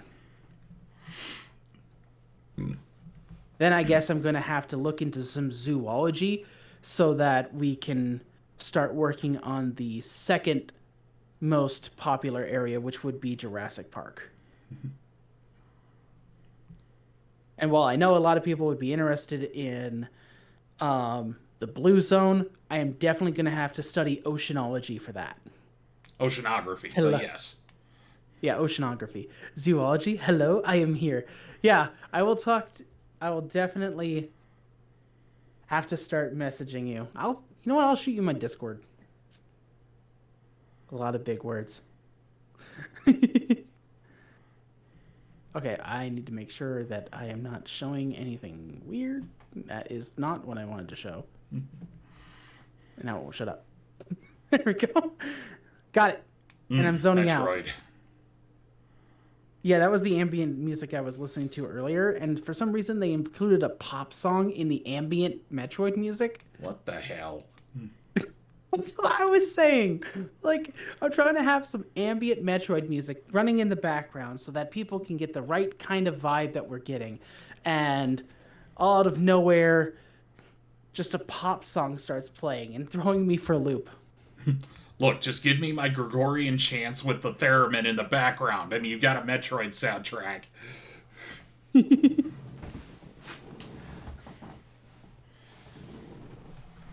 Okay. Spoopy sci-fi lady cool. Literally, on most of my social media platforms, I have the same username.